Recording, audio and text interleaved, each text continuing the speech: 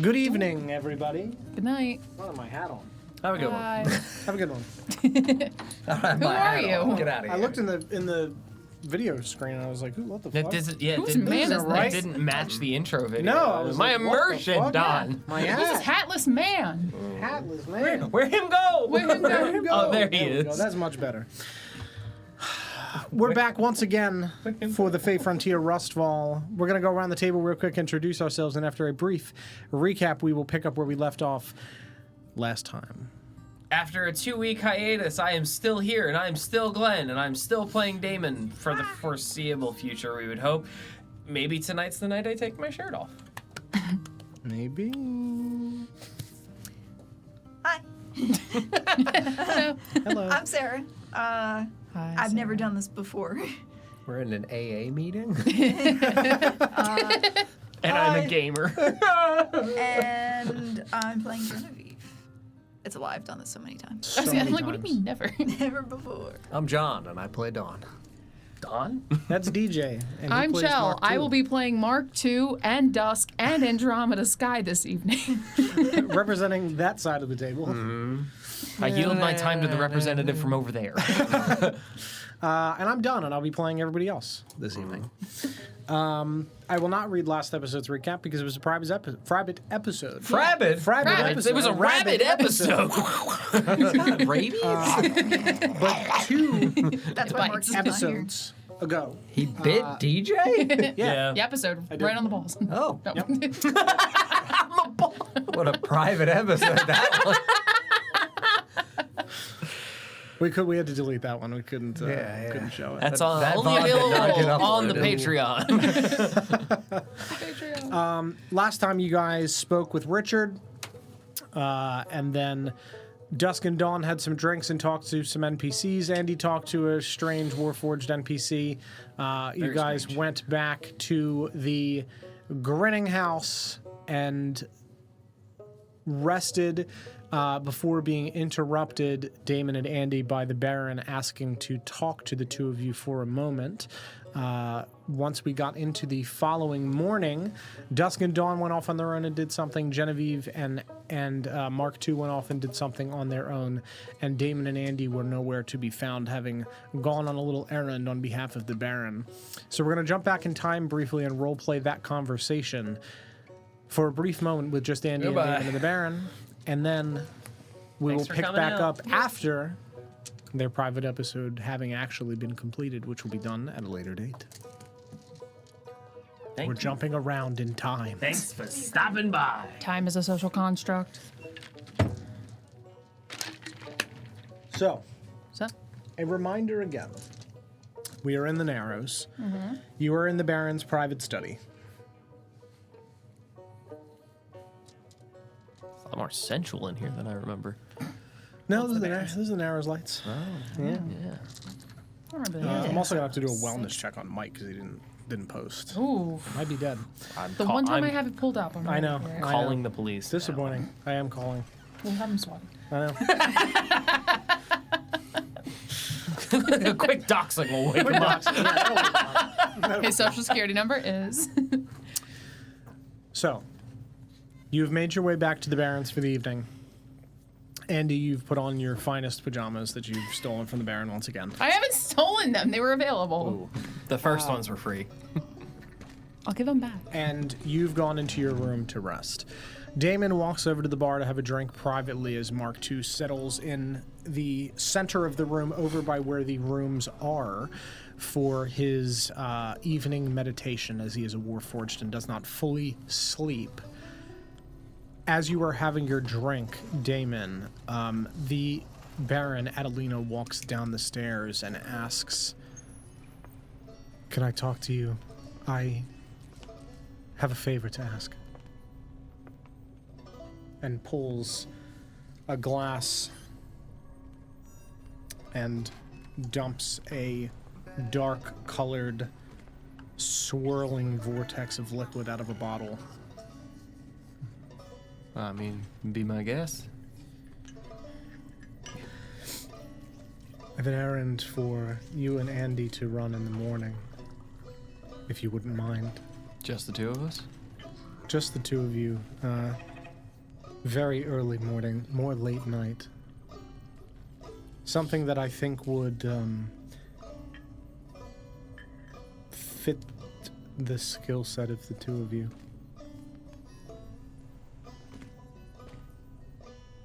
Must be a hell of a job if it requires a technician and a someone slowly losing their marbles. Well, this is an older gentleman that is slowly losing his marbles and might be in need of a technician. Fair enough, I guess. I guess we are highly qualified for this job. That shouldn't be a problem. You said it's sometime tonight? Yes, get a few hours rest first, but an old friend of mine, an associate, rather stubborn, doesn't like to accept help from others. Wouldn't know the type. No, of course not, Damon. He is a bit slower than he used to be. The former map maker here in Beacon's End. What's a map maker doing in the middle of nowhere? Well, these tunnels, the Narrows, they weren't always mapped. Not always safe before Beacon's End became Beacon's End, after all. Sure. You said that I had gone off to bed. You're currently in your room, yeah. Okay. Because that was what you had done at the top of the episode. You want to get Andy for this conversation? Or do you prefer to inform her after? No, we can step aside and go speak to her directly. Do you think she'd want a nightcap?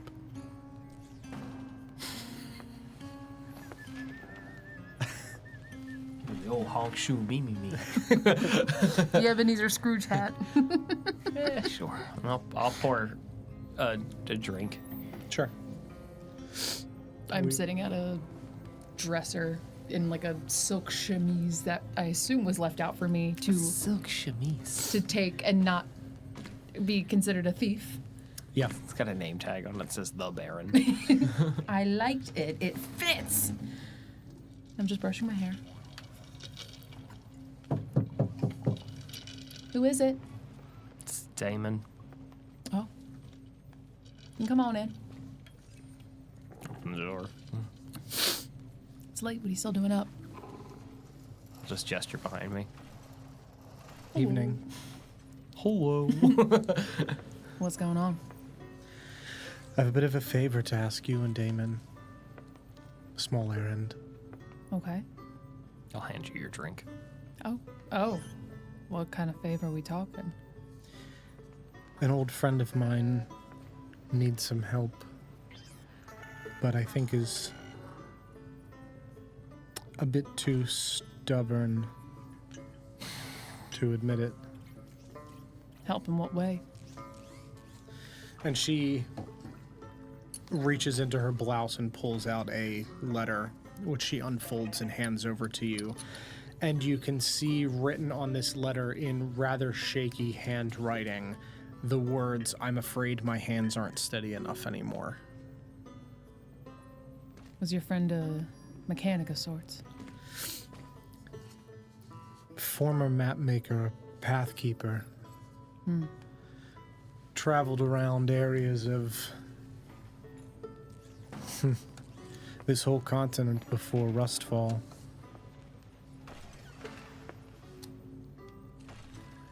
He made maps for things, helped people find where they were going, that sort of thing. Only to find himself lost now. Not so much loss. I believe he's rather happy with his purpose, but he's He's aging, and I think he's slowing down. You've done so much for us. We would absolutely be honored to help you. I appreciate it. He's a kind old man. What's his name? Elias. Not Varn. Varn, you said? No. Elias Varn, got it.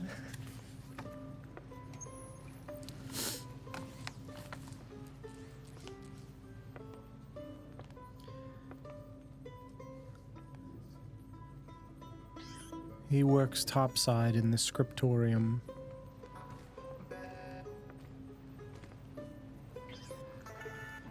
It's been closed for some time now. It's a bit off the beaten path, but you'll find it if you make your way through the market.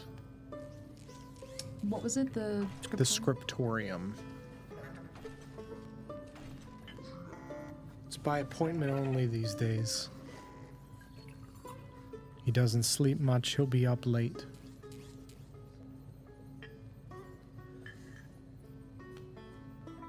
I suppose we'll have an appointment then. I've made an appointment. He won't exactly be expecting help. But he's never written me anything like that before.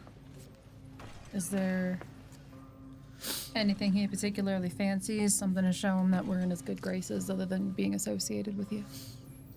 I don't think he needs to be shown anything in particular other than kindness. He's a sweet old man, but he puts others first and is incredibly reluctant to accept help, so you might have to, bully's not the right word, but, convince him.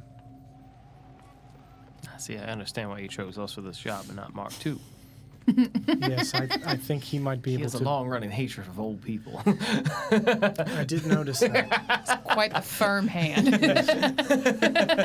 Probably try and kick him in the balls. Probably. Kick him in the dick. No, that shouldn't be a problem. He could use a healing hand, I think, such as yours, and someone that maybe understands what he's going through. Does he have anybody who works for him, or he just works by himself? He works alone, always has.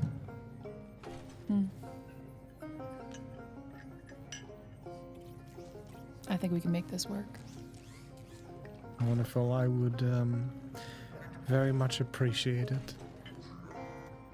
Can I keep this nightgown? Of course. So I'm not stealing it? You are not stealing Can it. you say that again into the microphone? You are not stealing it. All right. I'm not stealing it. And I just like kind of Okay. spin in my nightgown. Okay. Two of you get some rest, and I'll come fetch you in a few hours. Sounds good. Sounds good. Send you on your way. Night, Adelina. Good night. He steps out.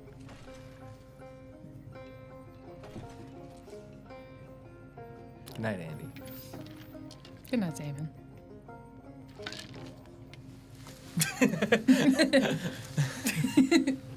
Each of you, in order, please roll me a D100, starting with Damon.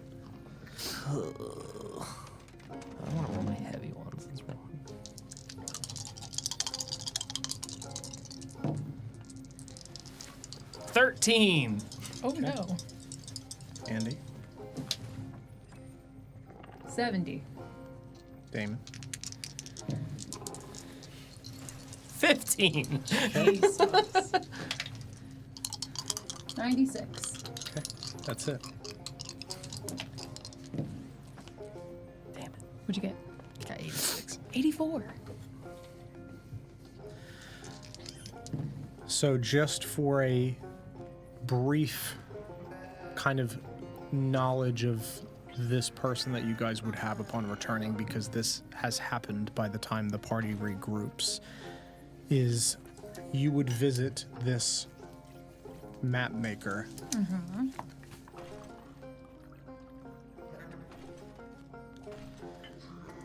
and find nothing sinister. But as described, a very kind older man at the kind of last breaths of his life that has really slowed down.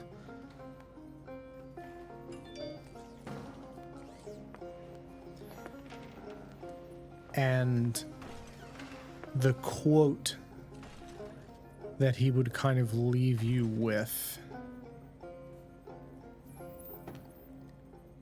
is, every map is unfinished. That's why we leave room in the margins.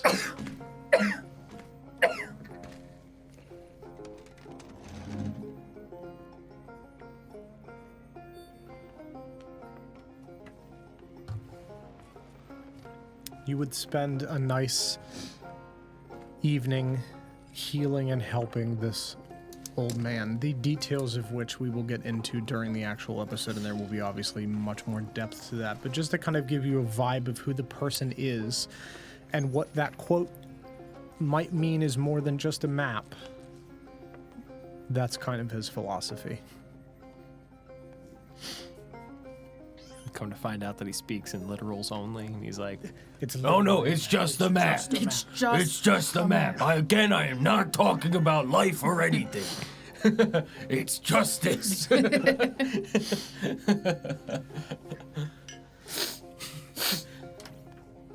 I say I've slowed down in life, I mean I physically move slower. I am incapable of hyperbole. I see Yes. an old man from New York. I am once again asking you for... I was like, is this Larry David? What is this? we met Elias Sanders. Socialism. Welcome back. It's good to be here. You guys would, over the course of the day, filter in at roughly the same time from your various errands. Mark II would have Genevieve run off to grab something before returning, saying he needed to go talk to a shopkeeper, and ran off. Said I gotta go see a guy about a thing. Dusk took her leave back to the caravan. I understand why she would in game. Yeah, sure. And the four of you are now within the confines of the Baron's office room beneath her compound in the Narrows, having made your way back from your various errands throughout the day. Baron, do you have any... She is not here. Does anyone know if the Baron... Does anyone know if the Baron can fix my accent? Does anyone know if the Baron has any caffeine of sorts down here? That was a long night. Do you need a stimulant? You need something to wake you up? Just start rummaging through A underneath the bar. caffeine usually does the trick. Why? What are you implying? You want something simple as a coffee? A coffee will suffice? Pierre can make you a delicious coffee. Pierre makes a good espresso. Yes, indeed. Would you like He some? has his own Fey press. Of course I do. Pierre push it very slowly. Pierre likes it when you watch. Pierre watches it get smaller and smaller. Eight-legged brew. Oh, yeah, that's a good name. That's dude. very good. Can I just have the coffee? Espresso, whatever you got. Espresso, yes. Coffee, please. This is too simple for Pierre. Espresso, yes. Please do not call it Back in fucking coffee. Europe, Jesus Christ. I'll have your espresso. Oh, God. Yes, espresso. Pierre will return momentarily, and he runs back over to the caravan. I feel like he kind of scuttles like a crab when he moves a little bit, just in the Not like a spider, though. not like a spider. No, God, only when he's doing stuff like this. Like if he's actually running, he'll run normal. Yeah. Is he like sashay away? He's like sashaying. Yes. yeah. It's only when he's like, oh, I can get that for you. He sashays over to the caravan. It's all a performance, always. Oh yeah. Said it was quite a long night for the two of you. Yeah, we had some evening errands to run for the Baron. No more nightmares. No time to sleep. No more broken tubs. No more bath times. No baths. Oh, that's filthy. Genevieve gets it down. She has come to the ways of the Fey. Does deodorant exist in this world? Surely not. It can't. Surely not. It can't for reasons that exist on a map. It cannot.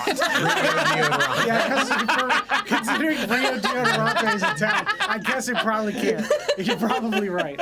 Rio Stinky. It's got perfumes, yes. Deodorant, no. Sachet of potpourri. Yeah. For reasons that exist on a Yeah, map. no, you're right. Why do you have such a strong knowledge of deodorant? Huh? Are you implying that there's like a history behind deodorant as to why it would or would No, not? the town Rio de Janeiro. Oh. Literally on the map. Maybe if you looked at your character notes. Oh my god. God forbid. Jesus wept. Listen, it's not unheard of to be like, I know the full history of how deodorant was founded and how it takes place in. You guys have a lot of special. In this group, yeah, no, that wouldn't Listen. be that surprising. It ain't beating the allegations, bud. I need to be tested. You're alligating me. Goddamn alligators. They're crocodilian. A few minutes goes by, Pierre runs back with a tray full of various rust equipments and a large, sack of delicious smelling coffee beans. He runs over and puts them in and just is humming to himself as he's grinding the beans and preparing this as you guys are talking. That smells delicious. Thank you. He's not ready. This is why we keep Pierre around. Must be patient. For the This is coffee? only for the coffee. No, because again, Pierre wears many hats. This is his coffee brewing hat. What type of hat is he wearing? It's a beret. Of course it is. Yeah. Yes. Barista. See over there singing, hello, it's me, Pierre. I am the best. I'm just grinding. Away. And he's absolutely swaying his hips. Oh, yeah. Of course he He's is. got to Would he keep not? the rhythmic movement. Because he has robot legs that he walks on. Correct. Okay, so yeah, It's it's actually- just like a whirring. That's it. Is he like a shark where if he stops moving, his heart stops? Probably. He's like one of those rev up like the flashlights. That's how he generates Oh, power. yeah. Just by You're, moving his body asking around. Don questions that he couldn't possibly know the answer to because it's definitely not a spider. Correct. Not a spider. And I don't know if spiders do that. Rev up like a flashlight? I don't think so. Weirdly enough, they're a system of hydraulic tubes. Most spiders are. Yeah. Spiders are. Were you two successful though in your errands for the evening? I like to think so. I suppose so. What did you have to do? Help a man. Just had to go talk to somebody. What about yourselves? What were you up to? Just sleeping? I mean, Mark II Mark II was awake the whole time. I woke up and everyone was gone. Oh. Dusk and I had to go see Bongo about the battery. He's still working on it. I figured it's probably going to take him a little bit. It's not anything of this world that I've ever seen. Yes, I would assume it would take several days to do what Bongo needs to do. Why are you saying it like that? Saying it like what? I don't like As this a tone. happy Fae? What? Bongo is a wonderful man. He is quite talented and intelligent. Why are you staring between and slightly above us? No reason. I look not at the thing in between the two of you. That only I can see. What? He's watching Pierre. So I cannot help but keep my eyes attached to Pierre at all times. You know, that's valid. He's very entertaining to watch. Man, don't stop spinning. He's now on the bar.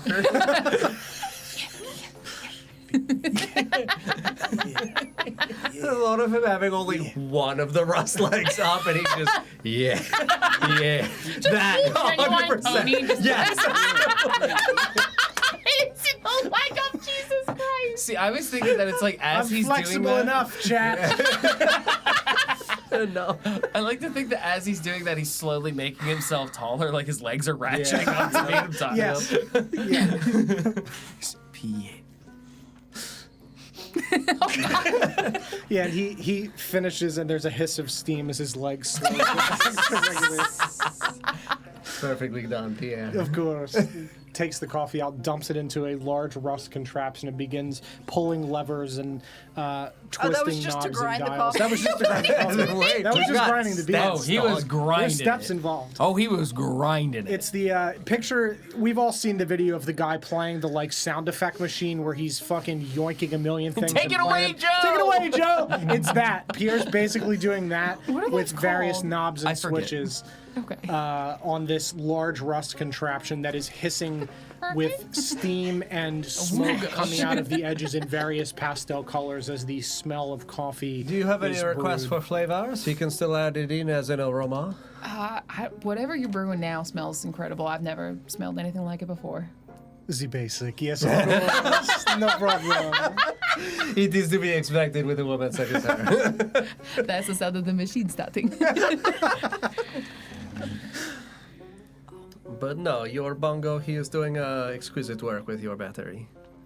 And it was quite interesting for Dusk and I to be able to observe the processes for what is, how you say, quite a eclectic machinist. But he is capable, and I think he will do great work for you.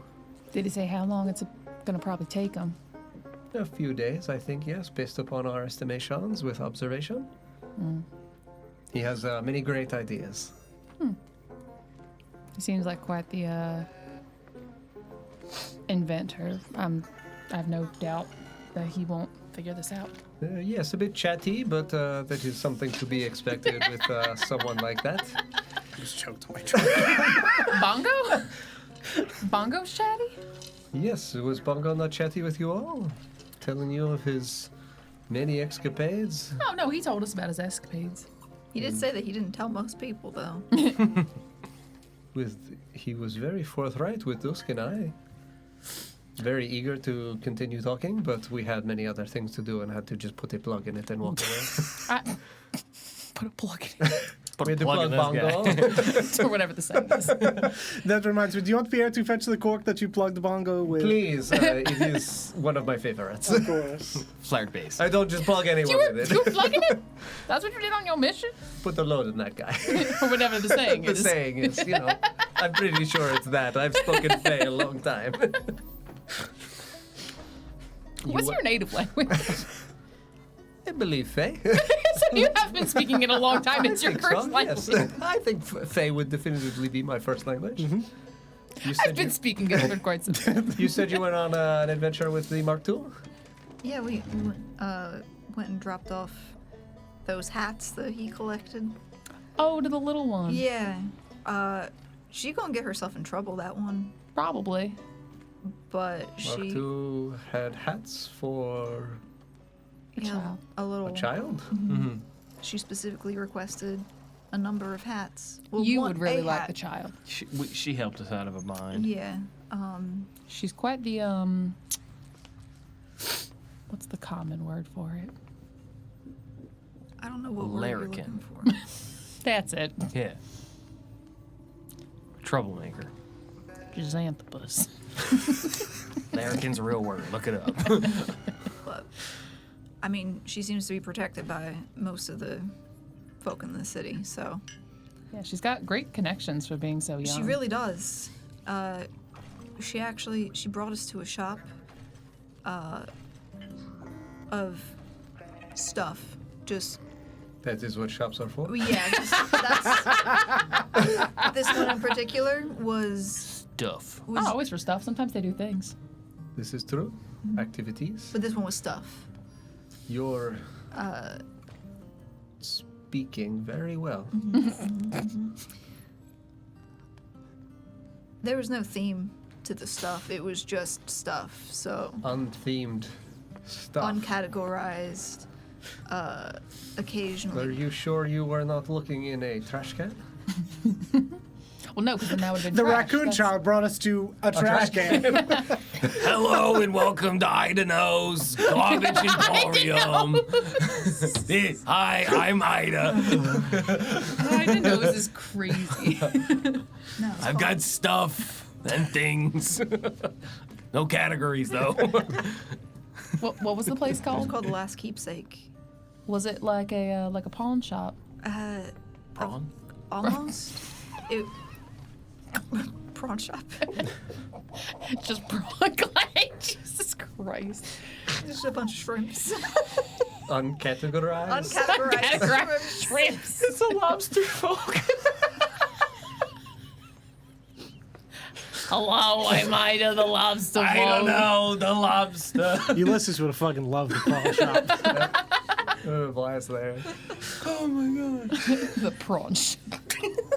So You stupid. purchased anything from this undisclosed shop? Wooden hammer. Like a Good to have. tub of butter. Yeah, just a trinket. Mark II got a music box. Wasn't really chosen. It shows you.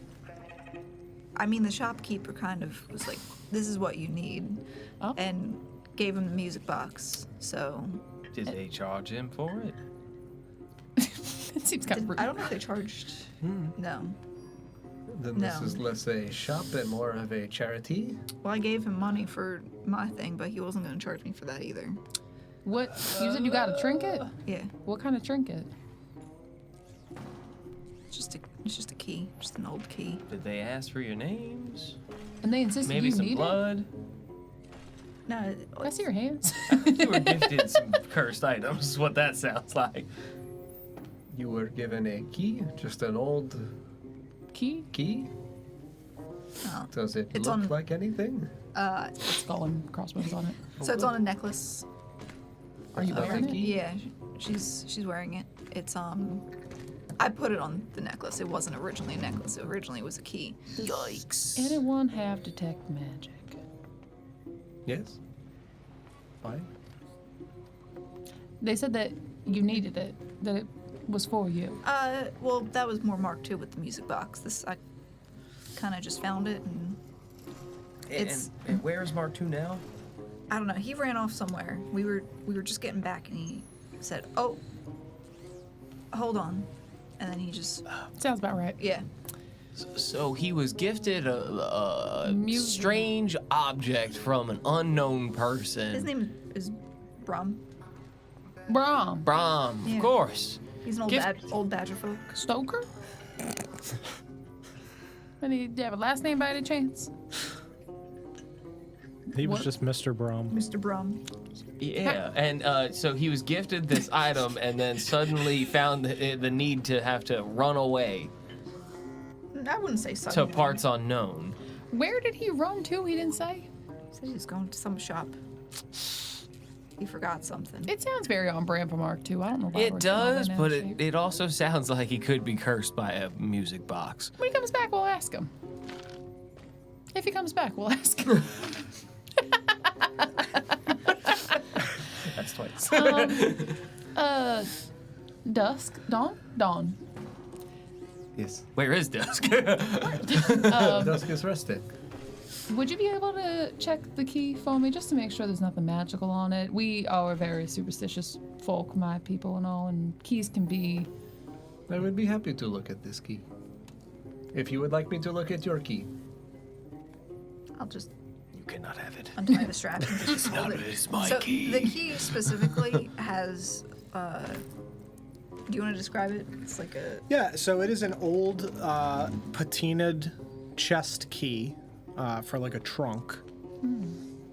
And the top of it is the side profile of the face of a fox wrapped in the banding of the head of the key. Yeah, I'm gonna need you to check that for me. I just kind of liked it. Certainly. Yeah, I would. You're gonna give that back though, right?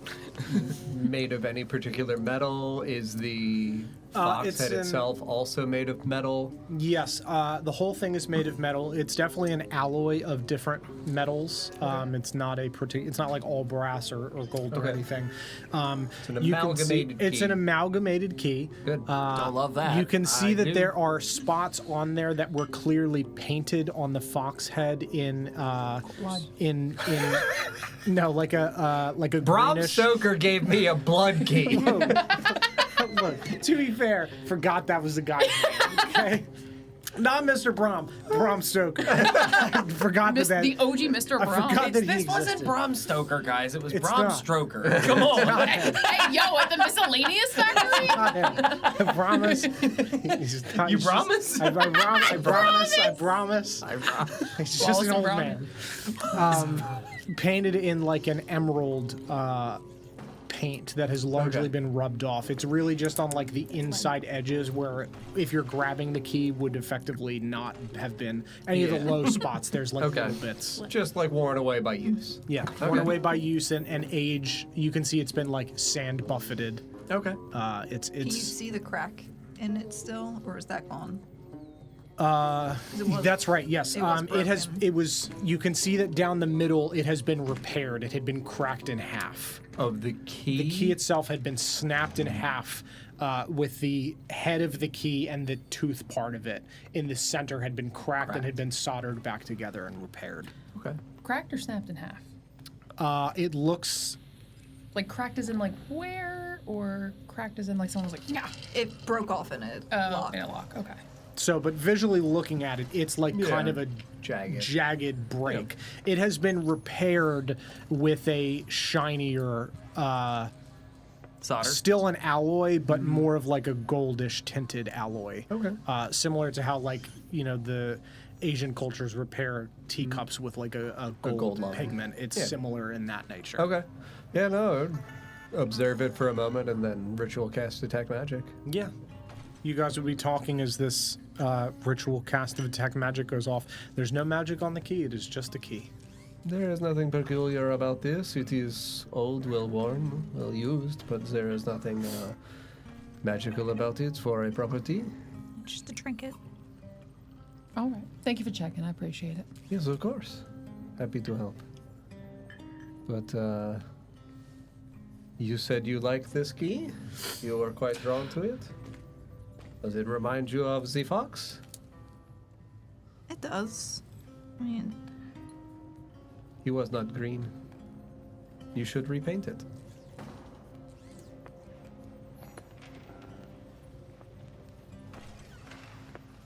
I could paint it. Perhaps then he shall be able to continue to help you open many doors in your lives in the future.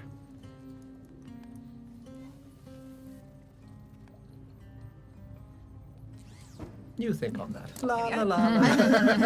It's got a fairy twinkle spin around. I didn't even want anything from the shop. It was all full of. Oh wait, the Mark II's music box. Yeah. Did you hear the music it sang? He did not play it. It. The old man did play it. Yeah, it was the. Hey, You're I'm definitely coming to cursed get you. It's me, Bram. It's the Stoker. Dracula theme. The Dracula theme. He's got one. It's me, Dracula. I'm a vampire. They did the mash. The Dracula man. The Dracula mash. Dracula. It was a very like described resonancy twinkly melody. It was nice. It was that's what was described to you. Dracula, The one brain cell. he lies to you. He drinks sucks me. your blood. Yum yum yum yum yum yum yum. Yeah, you're definitely cursed. No, there's no magic. It was. There's no magic. No, the box. Why? The music box? Yeah. The magic. The Not everything's music box is cursed. Well, I mean, the last time we saw a music box, it contained the voice of a dead man, so Did it? yeah. I think you're putting a lot of Supposition trauma into superstition. every music box when you've been burned by maybe one. The man is You get drawn. burned by one box. The man's attracted to shiny, bright lights and fun noises. I'm assuming that's why he likes the circus so much. It makes sense that he'd be drawn to a music box. He wasn't even really drawn to it. He didn't really want anything from the shop, but Well, I mean, he didn't also really want the bird, and then now he's got the bird. yeah. So. I think y'all would have liked the shop owner. He was Charming? no, Well, not really. He was an old man. He just was fixing stuff that people sold on their way into the city. What was his name? Brom. That's right. Like Stoker? Brom Stoker. Please come into my store. Da-da-da. You want this music box, do you not? What beautiful music it makes. I feel you all are making him sound a lot more intimidating than he was. It was a kindly old badger folk. They always are. He could barely see. And you said you were Yoshi was blind as a bat, is what you blind as a badger. Oh, 'cause This is really stacking up here. you Sorry, said- I used to be a paranormal investigator. Sorry if I'm always looking on the darker side of things. Yeah, some people are just people. people who sell stuff. Not everyone has malicious intent. Hey, that's why the margins are blank. Could always change. I don't think you're using that correctly, but sure. They could become evil. Regardless, we did get a bit of information from him that might be pertinent to. What information? What blood types taste the best? No, he has an old drinking buddy Types of beans. named. No. Old drinking buddy bad. that knows Nosferatu? Don. What's the drinking buddy's name? No. You didn't hear what he just said. What? Type O. The whole thing with Oh, with no. Fall. Yeah. The whole No. thing with Fall was that Grimdar always just said "oh" to everything. So then John turned that into a horrible. Yeah, that's why it's an Ouroboros. That's why it's an only Ouroboros. referred John to as took being that. O. But they're vampires, and he just said type O. Full circle, kids. It's vampires. the It's always tastiest- vampires. Tastiest blood, dude. This is gonna be a problem Dracula. when I tell you the name Dracula. of the drinking buddy. So the drinking buddy was one that for the two of you Count Orlok. would have had in your original notes where you had interviewed people around the city, you had heard that someone named Old Orv said that he spotted Morgan Lux sitting on top of the mesa like a gargoyle, Looking like a reaper. eyes like a damn reaper. Yeah. That is who this shopkeeper brought up, was that person, his old drinking buddy. Count and repeated, Orvlock. Count Orvlock. I didn't do myself any favors. No, you didn't. And he perches like a gargoyle overlooking the city at night. Was this Well, in the no, understanding? Anyway, I think Morgan Genevieve Lux was did saying in game. Yes. Was this saying in the Narrows? So You had pertinent information. Yes. yeah, so Orv, not a gargoyle, just another old shopkeeper. He runs the Lead bag. Langston's Armory up in the city. Okay. And apparently he told Mr. Brom that a few days before Morgan Lux was found dead, that he saw him up on the mesa with his eyes glowing. Glowing? Yeah. That's what Brom said. Just sitting there. Perched? I don't know. 'Cause I heard that he just had eyes like a reaper, saying like I figured they meant like he was just blank. Yeah, but I mean, if you think about it, the Reaper's eyes do glow, so that might have it. But it's very strange for a. Well, what race is Morgan Lux? Is he an Elf. elf? And not as typical for an elf to have glowing eyes and be. I don't remember ever hearing that he ever had glowing eyes, so for him to suddenly have them. feel like that's a feature that. No, when the fox came to Clairlux and he first gave the description of the Morgan Lux, he did not include any elements of glowing eyes. Yeah, it sounds like maybe something that was Still sounds like it could be a vampire. could have been something that. I mean, again, this was a few days before he Died. so I don't know if this was a result of, the whatever madness was going on in him coming to a head, or the metaphorical creature that he's maybe was or was not seeing. Is it taboo to mention the dragon? Is that like a taboo thing, or is No, I don't think like if necessarily. I say it out loud, No. he's not gonna come haunt I don't us, think right? that was indicated. No. Yeah. If it was, we're fucked. Oh, this dragon? Yeah, I don't know if it has something to do You mean with this the, guy? the dragon or any of the weird stuff he was seeing. I mean, we can attribute the some of his ramblings to him carrying that beacon around, but the glowing eyes is No. new, and I think maybe it might be worth going and talking to Old Orv about what he saw that day. Old Orv is not only a gunsmith, but he's also a gravedigger. Oh, that man's a vampire. I will say he also mentioned that Orv does not like rust, so I don't know to what extent he refuses to work with it. Brom said he wasn't as strict about that, so I don't know if it's gonna be a problem if we show up there. In my years of being, like, familiar with working with rust, do I know of anything that would cause eyes to glow aside from somebody wanting an eye glowing augmentation? You can answer Chell's before you answer mine. Oh, yeah, I was messaging you something as sorry. well. Yep. I can wait. I had put mine in my chat. Yep. But you're Here you good. go. Hold on. All good. Because I know I was only given description through Ulysses. Dawn and Dusk never really had an encounter with. Sure. But that's what I'm saying. Like, you can answer hers if mine, because I've got the other question as well for you.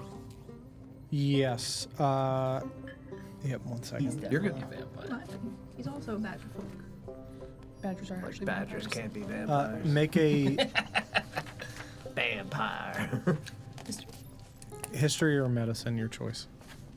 You're asking about rust. So history or medicine. Okay. Historical medicine. Alright, we're going medicine.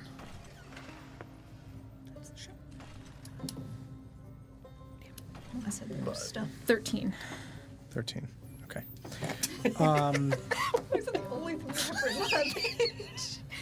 It's gonna stay that way. I think for your other question, John, yes. That is something that I'm sure Has some been a people consideration or a think. contemplation. Certainly. When you say some people, what do you mean? In the sense that everyone has different opinions on and various thoughts about the way that the world works and the way that things in the world work. Any of the particular people, like, from where we're from, would that have been, like, an exposed thought to us then? Or do you mean something that we would have encountered in our many journeys across the frontier, that we could have encountered people with that thought? I think in the something you would have exposed to in your time where you came from, Okay. in the like spiritual sense. That's kind of why Yeah. I was asking, because, like, with us having done what we did Yeah. multiple times, there, I think, is a level of suspicion of, like, Maybe. if we can, Yeah. maybe this is why. Sure. Okay. Yeah, I think there's certainly room for that thought Yeah. and something that would have been maybe not prevalent Correct. there, but yes, for some of the more like shaman-y type figures, definitely. For sure. All right. Yeah. You, Andy, having dealt with both rust and healing of kind of the balance of those two things, would have seen multiple people come in with, overdoses of substances and would have had to use certain substances to assist in healing. You would know that the substance Clean Sleet, a variant of that, which is known as Soft Drop, blunts and erases emotional trauma. And a side effect of that is that the eyes can glow.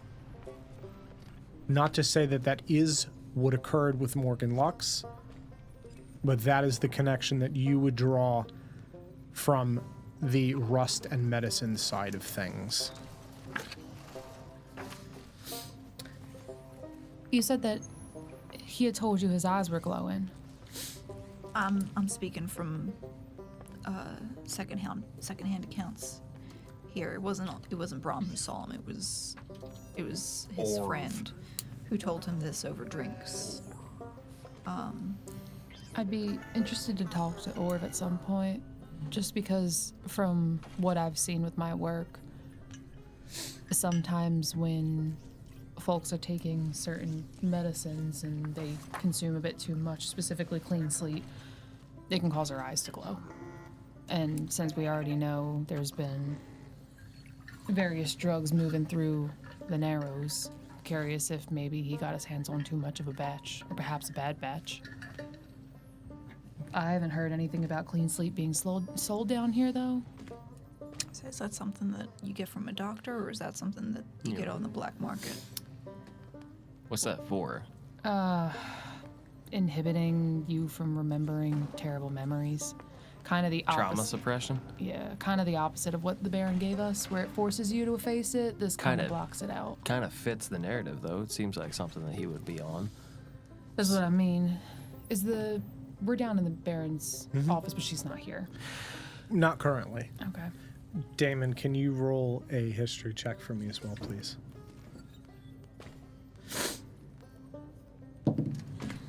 16. Okay.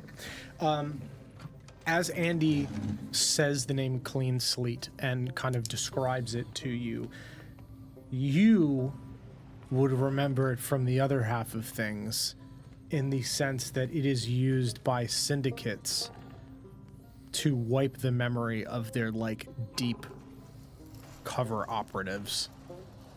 People that they need to not remember something. And can be used in interrogations. That's the other half of it that that Damon would know.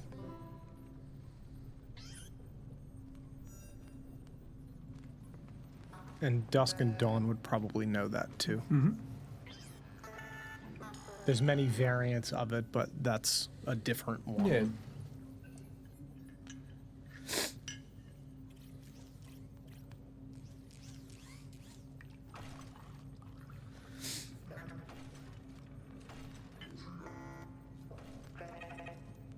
You said you want to speak with this Orv?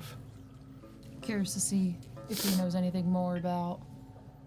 I do not know what pressing matters you all have, but there is nothing stopping us from going to speak with this individual now.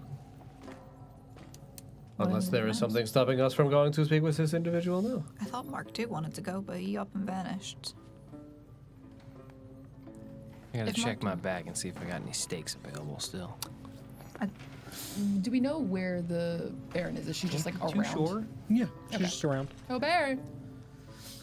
You just kind of lean up the stairs. Baron! A minute or so goes by and she glides down the stairs. Like a vampire. No. Yes, Auntie. I have a question for you. I'm not really sure how to go around it gently. The drugs that are sold in the Narrows, have you ever heard of a drug called Clean Sleep? Of course. Everything is sold in the Narrows. It is a common drug. I'm still trying to Yes. catch up with what's sold around here.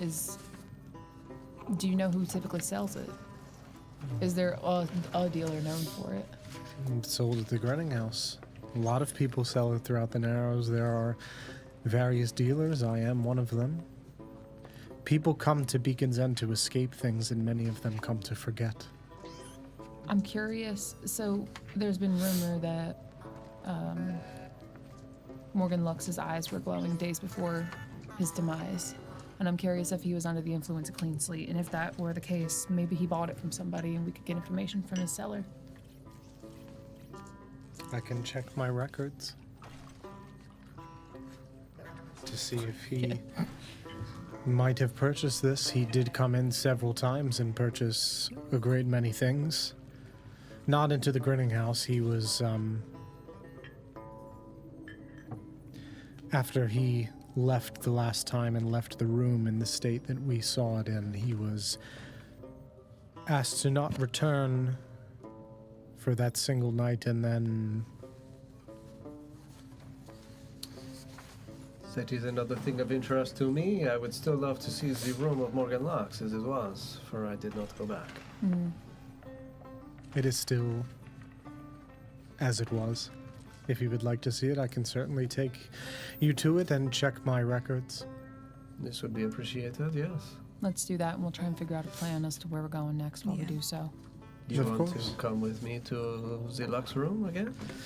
Probably couldn't hurt. Maybe listen and see what's going on around the Narrows. Put eyes on it again, yeah. Yeah. This is fine. Just do not be disturbed by what you see while I am there.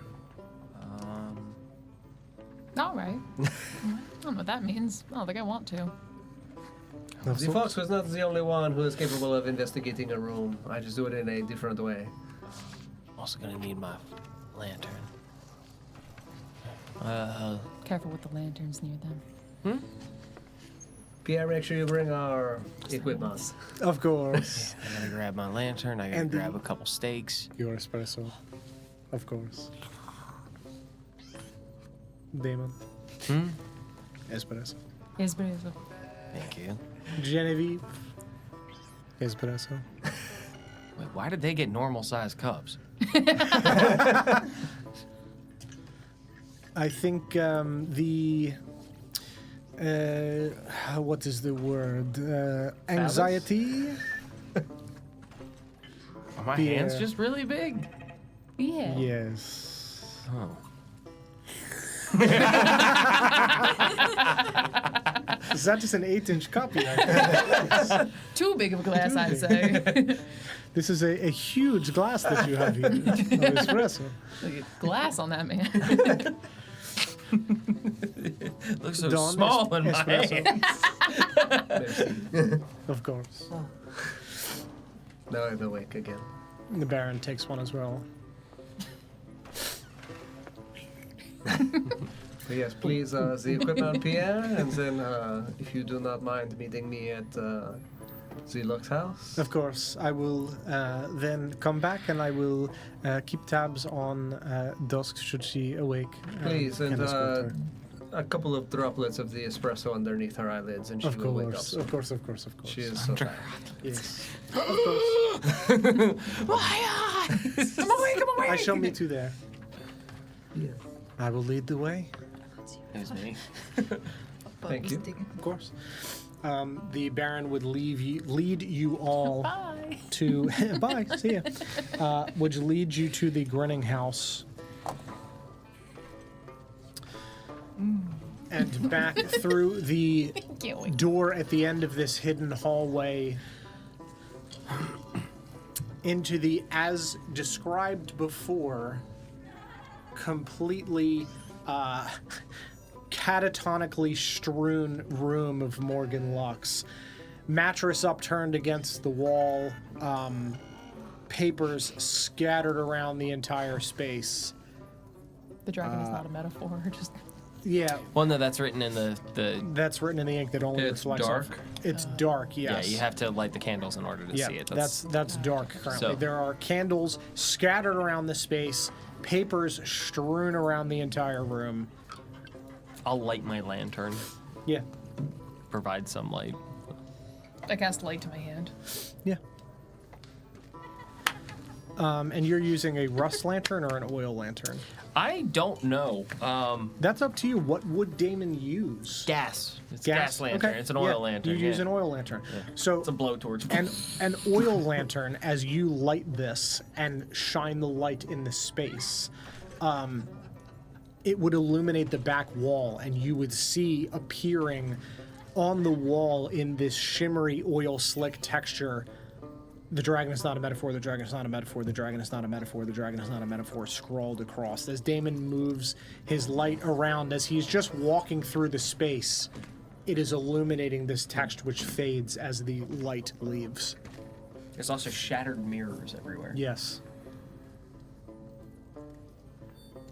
Thank you for the reminder. Got you.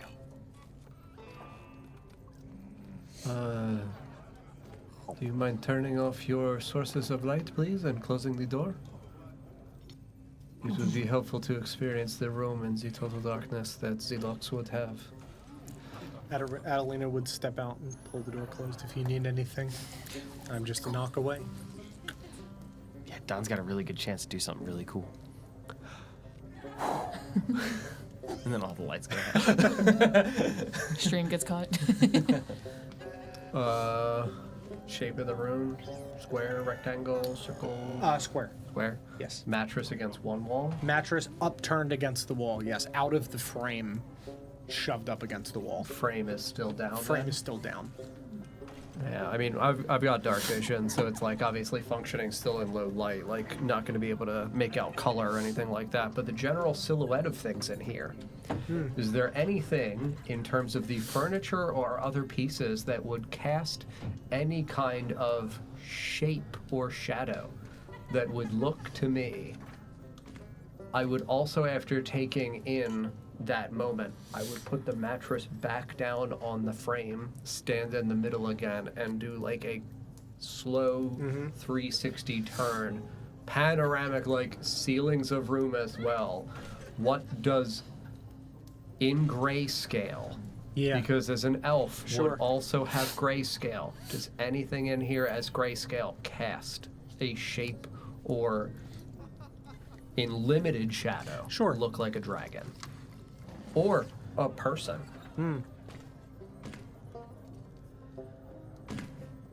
I would say as you are... It's like, is there even any other furniture? Sorry, I don't want to cut you off. Yeah, but no, like, that's fine. There is... Let me look at the description. And when there's papers described as strewn everywhere, does it look like a person stood in one point and threw papers around them? Does it look like papers where like a person is walking and they're throwing papers to the side? Like, are there any Sure. pathways or notable absences of papers as a landmark for either standing, walking, bathing? Sure. So the other furniture in this room is there is a writing desk in the corner, which has papers spilling off of it, So- rectangular, small. Yeah, if room is square, right? Yes. Walking in. Yep. Mattresses which wall? Back Back. side, yeah, back Side. left in that corner. Okay, where is writing desk? desk is into the right. This side. Yes. Okay. There is a mirror next to a small wardrobe which is shattered. Okay. And there are other hand mirrors Small ones shattered around the room, like Okay. 10 of them. Okay. The papers, there are ones spilling off of the desk. There are some piled on the desk, spilling off onto the floor.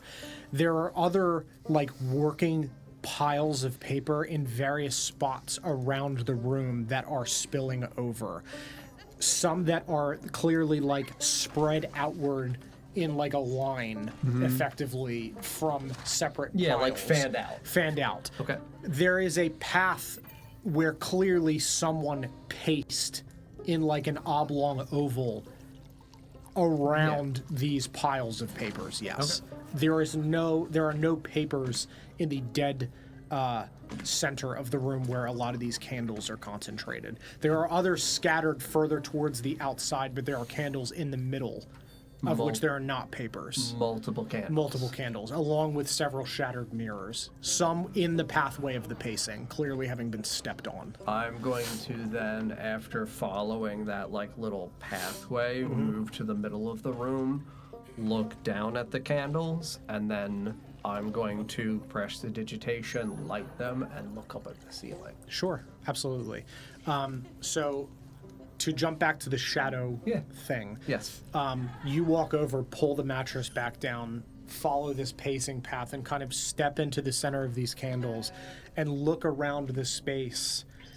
And your eye for a moment catches something and you crouch slightly. And as you get further to the ground in a almost like crouching or seated position, the bed with the mattress in it looks like it is just like a looming hulking shadow because of the backboard up against the wall.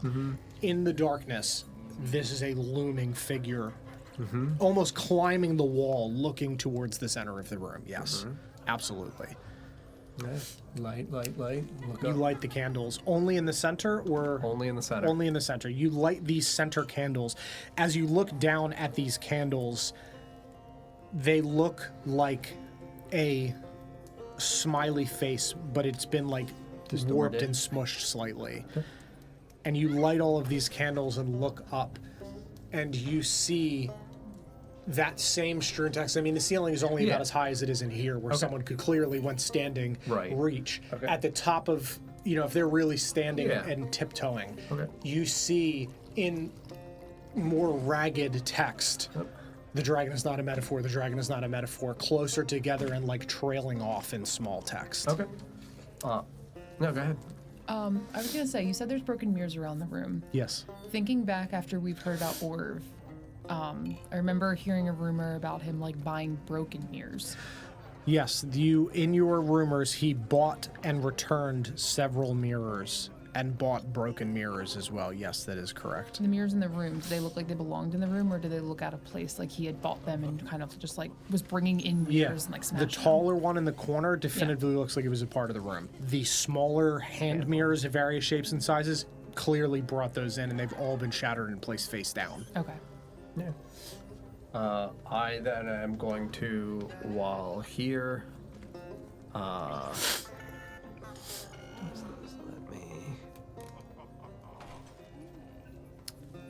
gonna cast elementalism. I'm gonna beckon water in my hand. Sure. And I'm going to create 1 cup of clean water, hold it in my hands, and then I'm going to use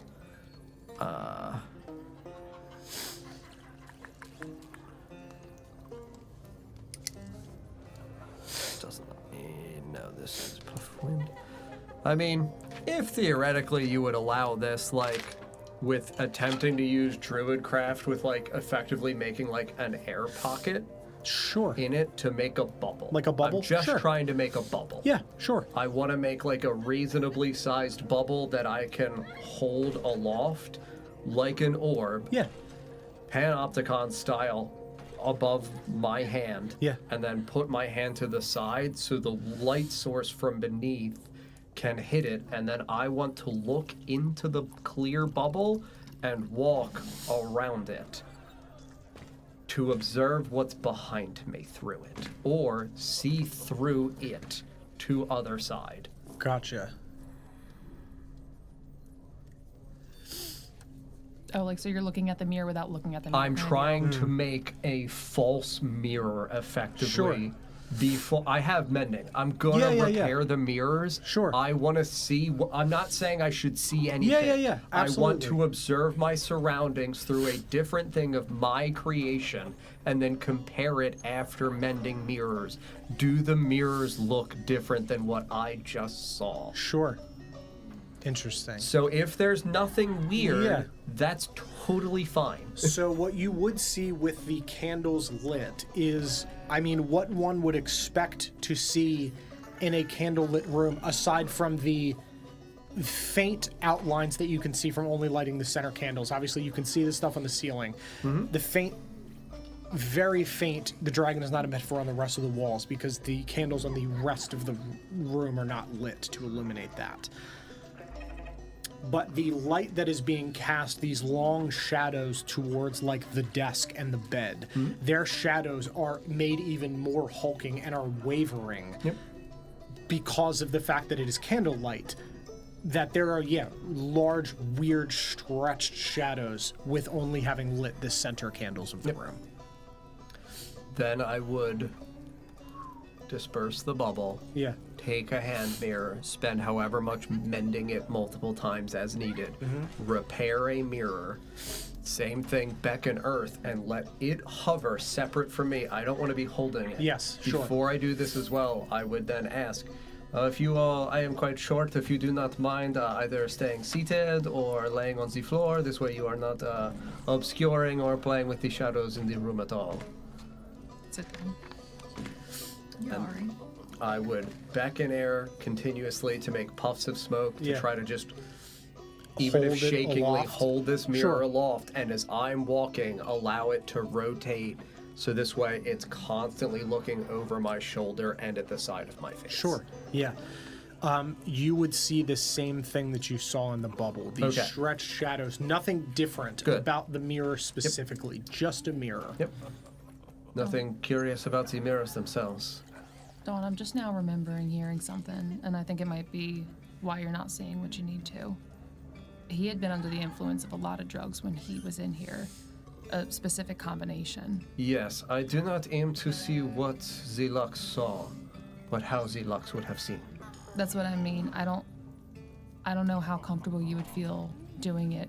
Trying. No, I do not intend to take the complex circuit of zest that this individual took. I mean that even I, as a living, thinking, sober creature in this moment with a fresh espresso, even I see the shadows move her and look as though they loom at me. I can imagine what that would have felt to an individual under the influence of so much zest. I ask one last favor of someone in particular, perhaps the Daemon. Do you mind stepping outside the room? And then when I say that I am ready, do you mind opening the door, please, and standing within the threshold of the door? Sure. Thank you. Step out. Close the door. I want to turn off all the candles. Yeah. Stand in the middle of the room with my back facing the door. Presumably there are some level of hallway lights. Correct.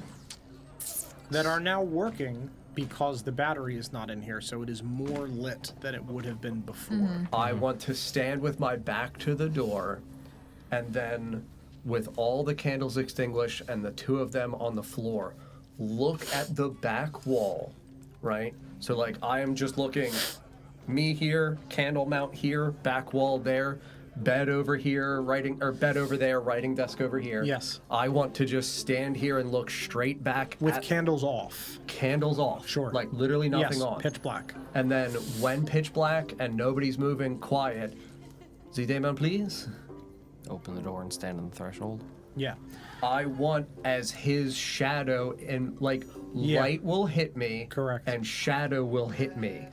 What do I feel in that moment of a looming shadow as it's literally being manifested, and how does that look on the back wall? Sure.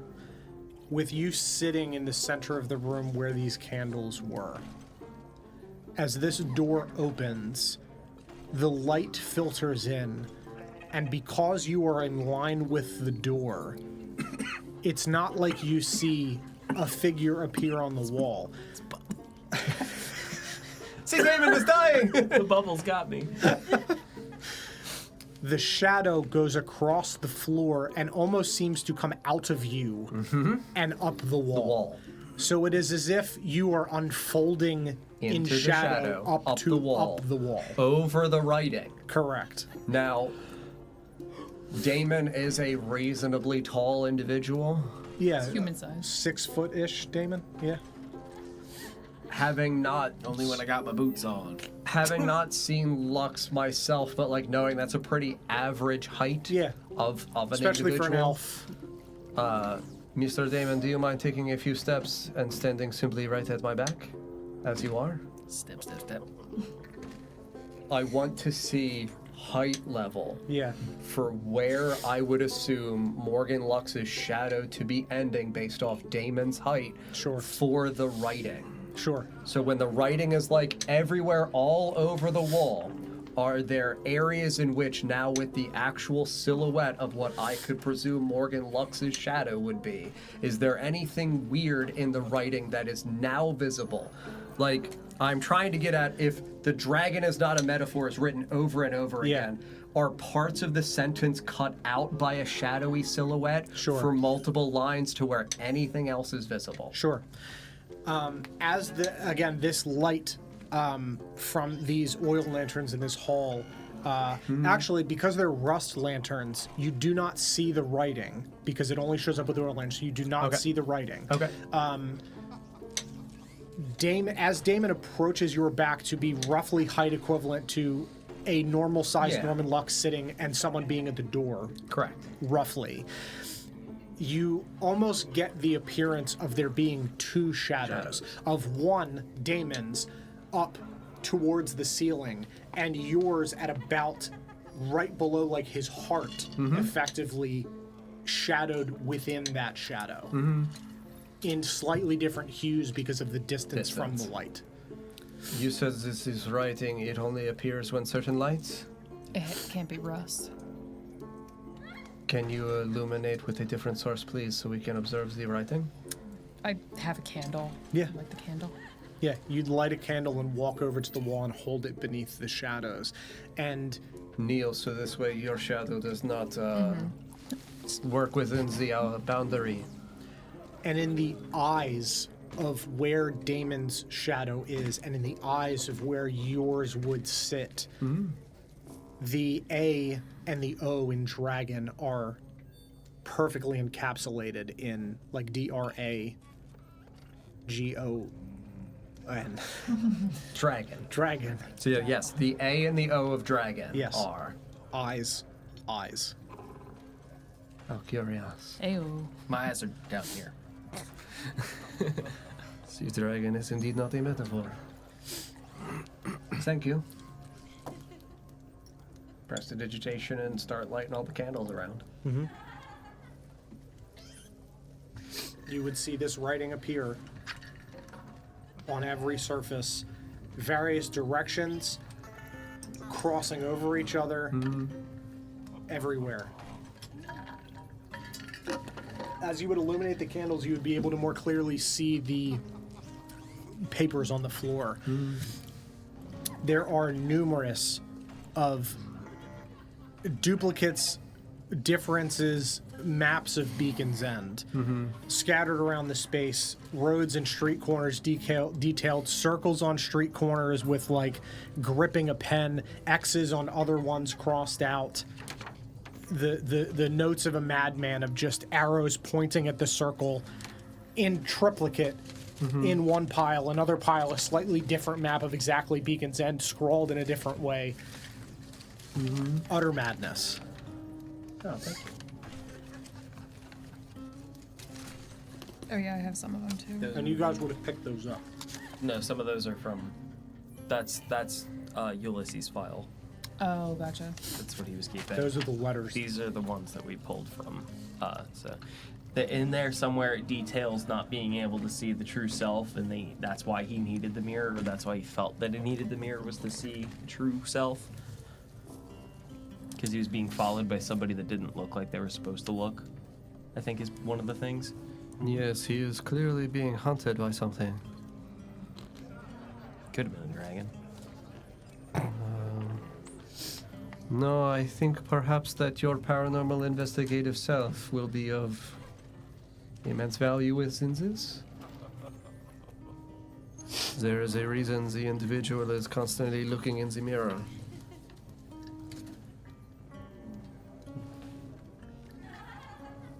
As far as I can understand, mirrors are typically used to reveal the self of some sort of changeling. Yes, a doppelganger perhaps? A Morgan Lux that is not quite a Morgan Lux? Possibly, or he was being followed by one that looked like other people. Perhaps he, in the same way that some individuals, when under the influence of specific zest, can feel a different sense of self. Perhaps that other self for Mr. Lux was awoken Maybe. and was hunting him. A Shadow Lux of sorts. Shadow Lux. Shadow It's like Morgan Lux, but like slightly darker. Shadow. Shadow Lux. The reflections don't match the crowds. He says, though, if he sees it once, it's lying. How is it that the mirror can lie only one time, but not twice? Or does he mean if he sees it in person, it is wrong, but if he sees it twice, meaning himself and again through the mirror, that it is real? I think He that's had what multiple mirrors too. If he can see it only in one One mirror. mirror, perhaps it is capable of fooling one mirror, but not two. I recommend... I think he wasn't trusting his eyes at the time. So he was using the mirrors to... Tell him the truth. These mirrors, Mhm. the pieces that are scattered and thrown about and everything, Mhm. with like looking at one extensively and like actually like inspecting how it's made and everything. Yeah. I know that this is a hard question because we don't really know what other we're not mirrors work? We're not mirror people. Yeah. I'm not a neurologist. Yeah. But No, we're do not these look mirror like these would be silver-backed mirrors, like mirrors that were made with silver? Because that's where the folklore came from, is that vampires and various other things couldn't be seen or show their true selves in mirrors because of the silver in the reflection. Modern mirrors would reflect a vampire. They would. So would our cameras, because they're not silver tin type cameras. I would say yes. There are some of them that, as you're kind of picking them up and looking at the pieces, that there are some that are silver-backed gorillas. Mirror, mirror. Silverback Gorilla's not a metaphor. Mirrors. mirrors. You would see that some of them absolutely are silver-backed mirrors. You would see that some of them, like a handful of them, because there's like 10 to 15 of them in here. Some of them are like a cheaper alloy, Polished metal or a polished something, yeah. metal alloy.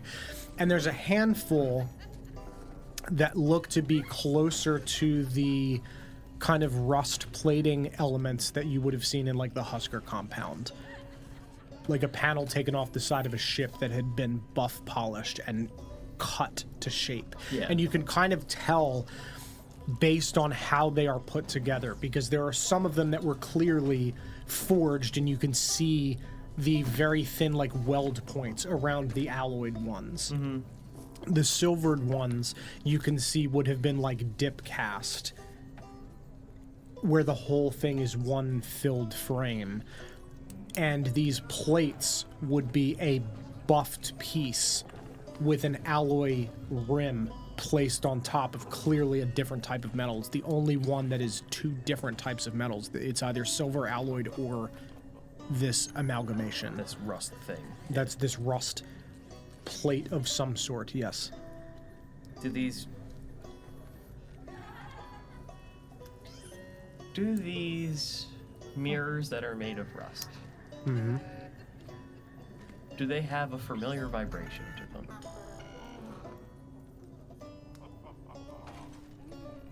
In the sense of like your coin? The history that I have with touching rust. Yeah, like backstory rust. One moment. Let me pull up your document because I gotta look at my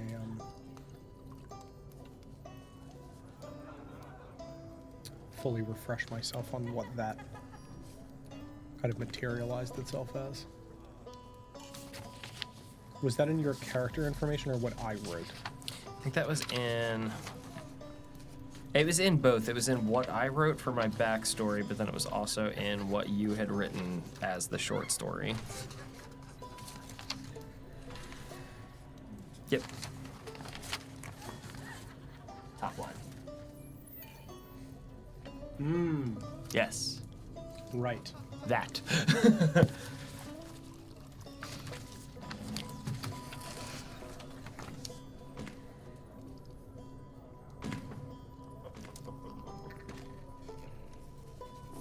Roll a d100 for me.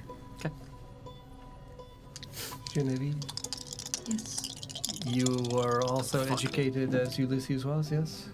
to an extent. 19. I'm throwing these dice out. Metaphor. Yes? Yes. You are familiar with the meaning? Yes. This means that it is in fact literal dragon, yes? Presumably, or that the dragon exists as an entity and not as a concept exclusively. I mean, I don't know if the dragon is a person.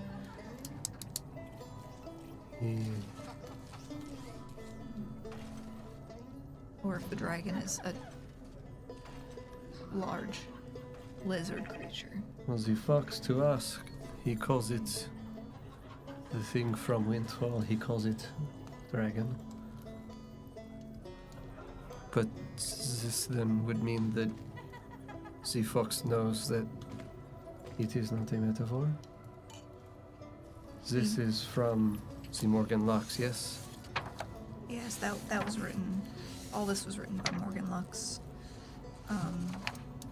Morgan Lux, from what the fox tells us, also had seen it.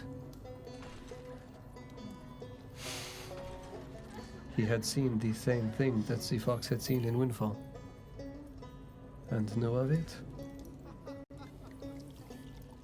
Possibly. I mean, This thing is it what might be, or was, stalking Morgan Lux. that was what Ulysses seemed to assume, that this. But he should not need a mirror to see it. Well, he was also going crazy at the time. I mean, he was carrying around that beacon, and The Morgan Lux carried the beacon? yes, and you weren't with us when we discovered it, but it essentially makes rust. It almost works as an inhibitor. It makes rust stop working, so all the lights would turn out around him, and he was sure that people were watching him. So he was using the mirrors, I think based on what we read, to see whether or not he was actually being watched or if he was making it up. If he was, going crazy. And it seemed like it was a combination of both. He was drawing attention to himself without realizing.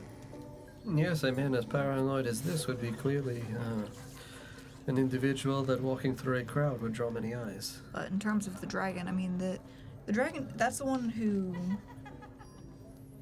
his signature, like, he is a known mercenary.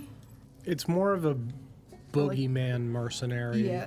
in the sense that it's, yes, he does physically exist, presumably, and that's what Morgan Lux is detailing on the wall, but And his calling card was the, 2 in the chest, 1 in the head. yeah. He's like a Jack the Ripper type, you said before, right? Yeah. Yes. Yeah.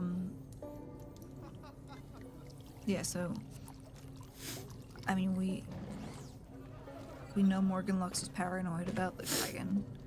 We also know Morgan Lux is not stupid either. Yeah, but we also, in addition to that, we know that Morgan Lux was not killed by the dragon. Yeah, we do. We know that. We know it was a setup.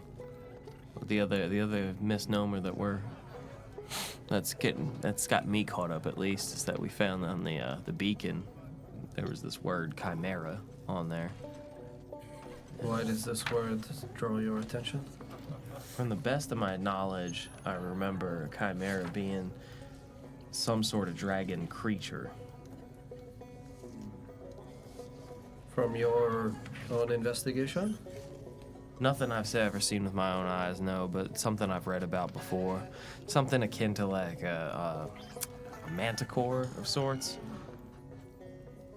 It is a dragon, but it's animals spliced together to create a dragon.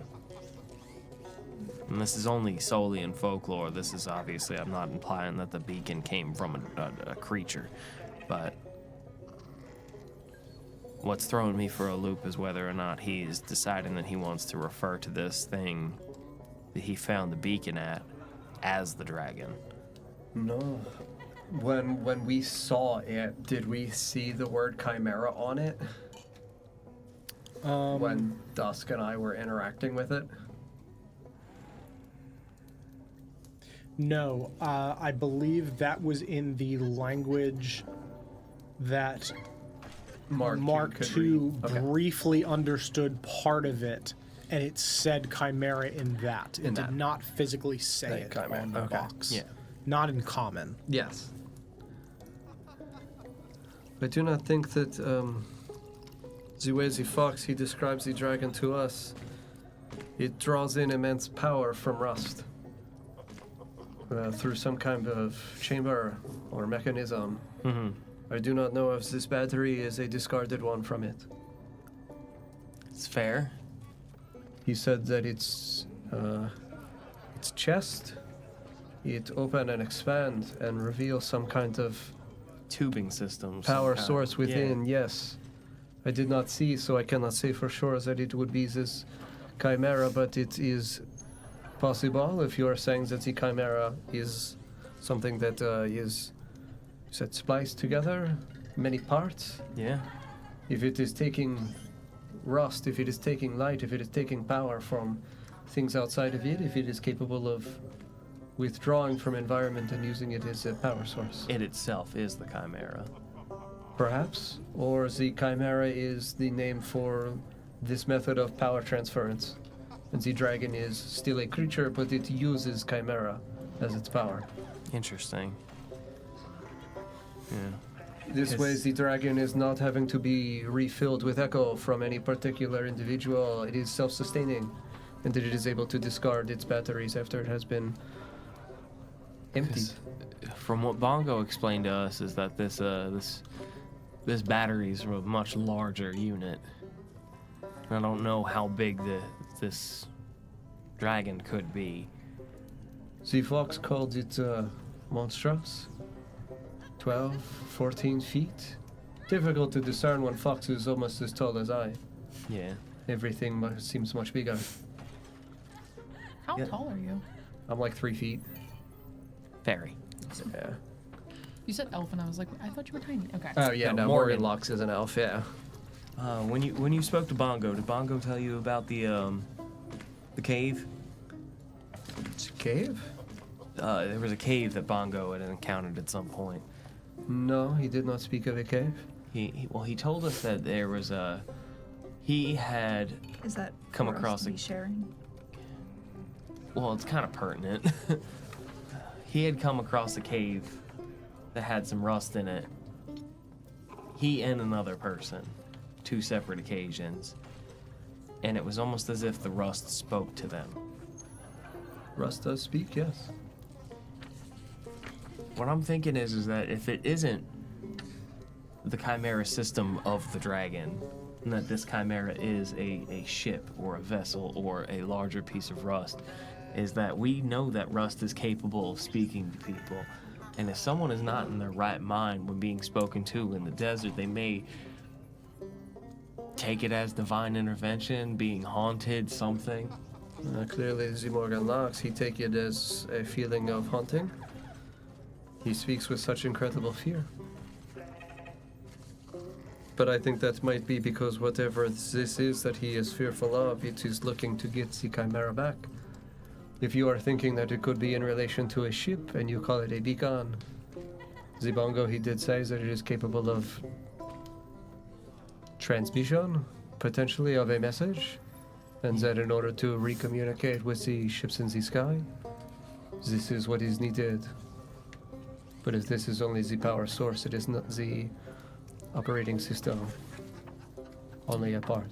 Yeah, because he had explained it as like this could possibly be something that could be used in reverse as to show us where it came from or show us what it goes to. Oh, these systems would be linked, that it would want to make its way back Yes. to be used for its purpose. Yeah. The problem is that we would need to power it up, and in order to power it up, we would need a lot of juice to do it. Yes, and this has already been taken care of on your behalf. The power station? You will not need a power station. We have already gifted Bongo something that will provide ample supply. You have something that can provide ample supply. Beyond the limitations of just a simple power factory. Okay. What was it? The heart of a reaper? The heart of a reaper. Why do you have... What? This guy. You found one? We took it. From the reaper. Again, we have told you, Dusk and Dawn, we are famous here within the frontier. We are the individuals known for our capabilities in killing a reaper. And since we have only briefly discussed the Reapers themselves, so far as you were aware from the general knowledge, I've seen them. you've seen them. They're not malicious, but they will force you away to complete what they need to do. Mm-hmm. And so far as you're aware, cannot be killed. They don't sleep. They don't stop. They are a true kind of unknown automaton. There's something far beyond your mark too. Yeah. But they can die. And it was just you and Dusk. Yes. Several times we have had to do this in our journeys. Several times. Yes. How do you go about taking out a heart? Of a reaper, nonetheless. When we are done with it, there is very little resistance. Alright, note to self. Don't fuck with Dusk and Dawn. Pierre is also quite an exquisite scavenger himself as well. And Pierre is here with all of your tools. I Thank did not want to you, interrupt. Pierre. You're just in time. Of course. Your toolkit. Thank you. My little box there. There's my bongo cork. Mwah! Good as new. For your 19 that you've rolled, Yes. you'd have picked up this mirror and kind of flashed back for a moment and rub your finger across, like someone kind of biting a coin to do the test of like it's real or not. Yeah, looking You'd to see kinda- if the plating will Yeah, come off. you'd scrape your thumb across it. And as you do, to the rest of you, you don't hear anything. To you, it is almost like, I actually have a sound for this. Oh, yeah. Get the train whistle. It sounds like a train full of wolves. You hear.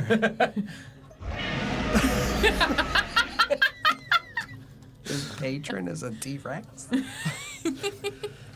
Patron. Patron. No, my patron is Patreon. Ooh, there you go. Oh, that's not the right. That's Sorry, I the mean wrong- subscribe. Subscribe. Press that submit button. There you go.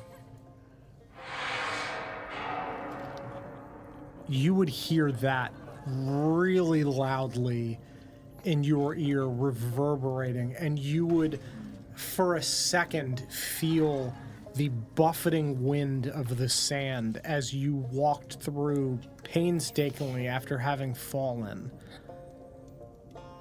The sand whipping across your face as you kind of awoke in that space, that slight vibrating of metal.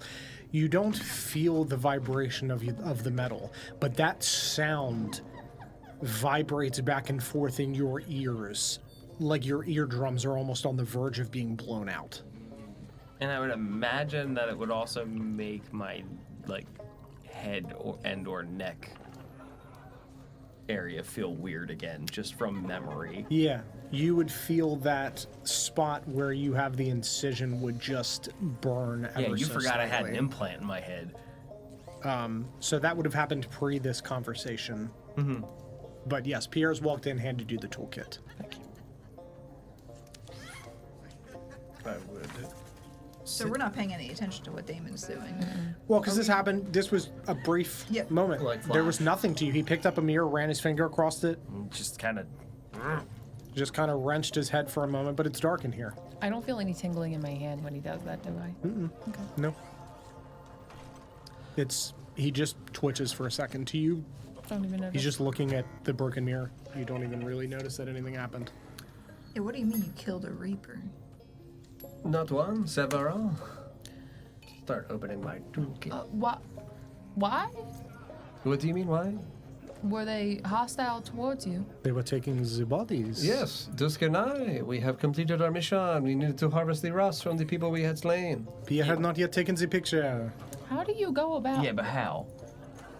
Harvest the rust, we cut it's the not- limbs no. or Reaper. cut the eyes out. Yeah, how did you How kill do you the harvest Reaper? a heart out of a Reaper? They're not This is supposed to be proprietary killable. information. Did you shoot him? Did you? No? Well, if we come across any Reapers, it might be helpful for us to know. You're not supposed to kill the. Like the. Why? I thought they were peaceful. Yeah. Peaceful? Not unless you stand in their way.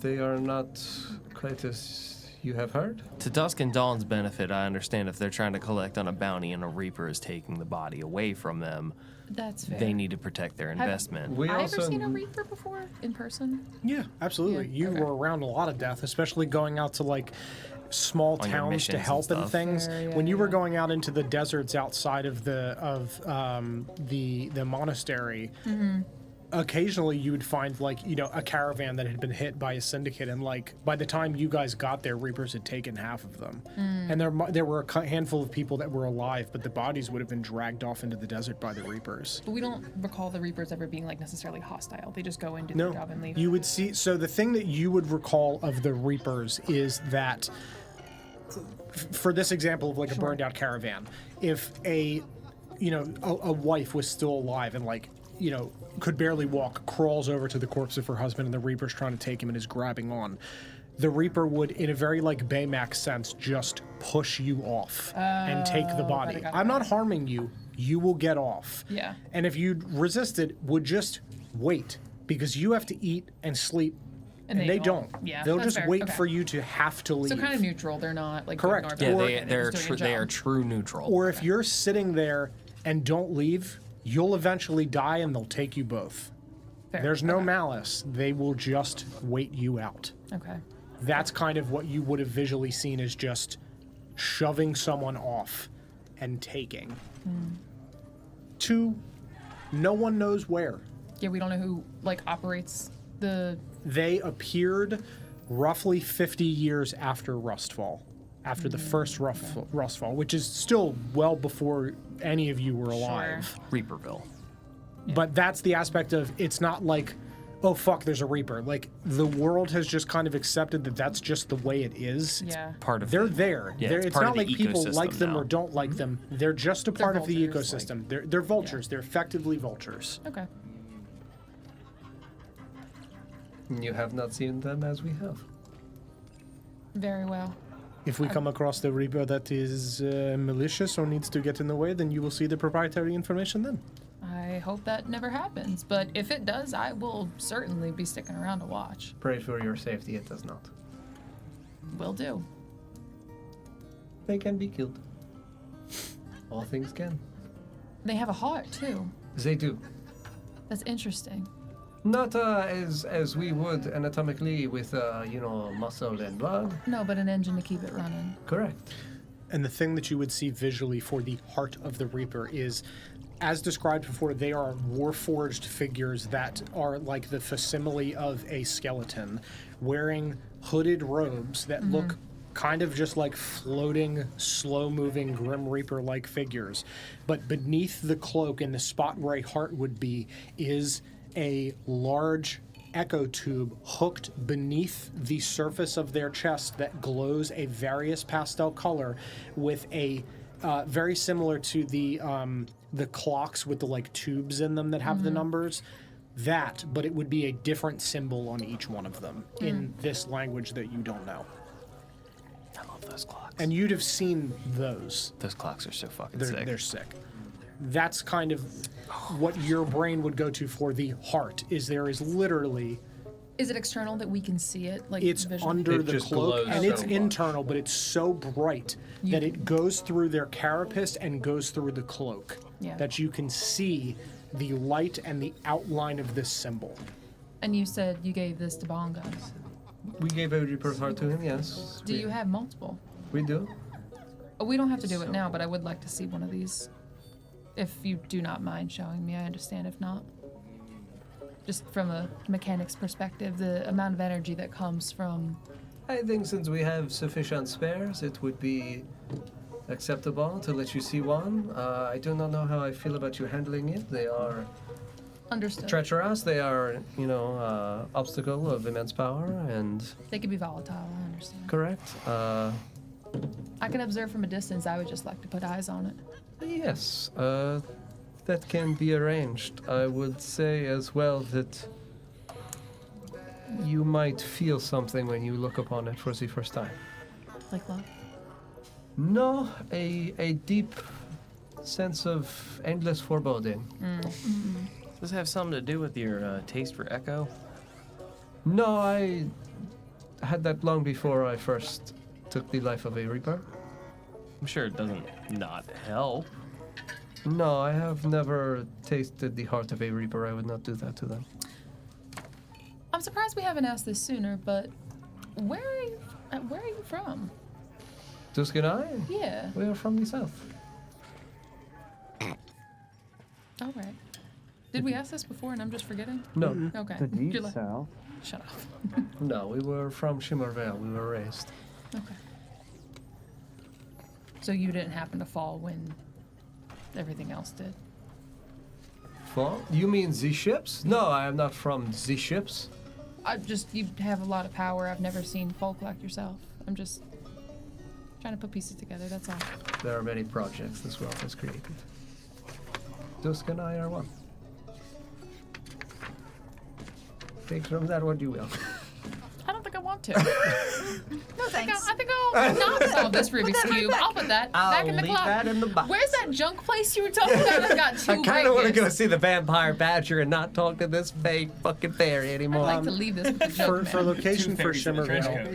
yes. Shimmerville is all the way to the west side because it's, again, we're tilted slightly. Yeah. All the way to the west, just outside of where Claralux is. Along the river, it is buried in a forest around the river, and it is the most Fey-centric of any of the cities. It is a stronghold for Fey folk, there's no train line to get there.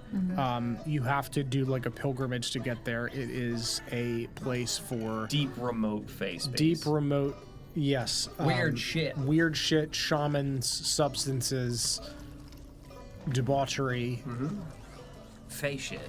Fey shit. Weird Fey shit. Weird All Fey right. shit. Okay, well, how many hags do you know? All of them. Every hag. Ones that are still alive? There's Laverna, We have not been back home in Maribel, I think many is still years, around. so I cannot say whether or not any of the hags that were in Shimmervale are still there. They might have left. It is also not, hanging with a hag is not our favorite activity. Oh, that makes two of us then. You do it a couple times, you get used to the thing, and, you get kind of bored. They didn't really ever seem to like me, so. That makes sense. You are quite the angry mustache. I also probably wouldn't be too happy about people charging into your house trying to take your head off, but I mean, hags like visitors. I don't think I've ever met a hag. You have never met a hag? be thankful. I mean, they can be, welcoming and inviting, and They're just folk. individuals who are willing to barter with you, depending on what it is you have a need for. You should not barter with them, though. It is strongly recommended against it in the terms and conditions, but sometimes you are desperate and you must make a deal. Or sometimes you just really want a music box and a key. I didn't barter with a hag. It was a badger folk. Hag can't be a badger folk? First, badger folk can't be a vampire. Now badger folk can't be a hag? Your mustache is quite suspicious today. Do you want to go meet him? I mean, We didn't get much sleep last night. The shop just sells. When tired, he trinkets. gets extra suspicious. Interesting. I'll just open my tool bag. Just kind of look inside. Yep, those. Piers, this is your wrong bag. Oh. This is if Mr. Lux was alive and in the room and he needed entertainment. Oh, This is not that bag. This is not that time. Then it is this bag. And We're gonna we'll swap do a bags quick and just- trade. These are the real questions. Make sure that bag stays quiet. Yes, hold on. He opens Puts the chimera away. he opens a can and checks. The snakes are still inside. Do Good, not- thank God. Sometimes They never you, see that one coming. Sometimes you open a can of peanuts and there are snakes that pop it out. Speaking of which, Damon, Would you like a peanut? Peanut? would you like a peanut? It goes well with the espresso. Why is it tough? No. Okay. That was the bag. I think Genevieve would like a peanut. Genevieve, would you like a peanut? It goes well with the espresso. Would you like to see my Nazi Genevieve?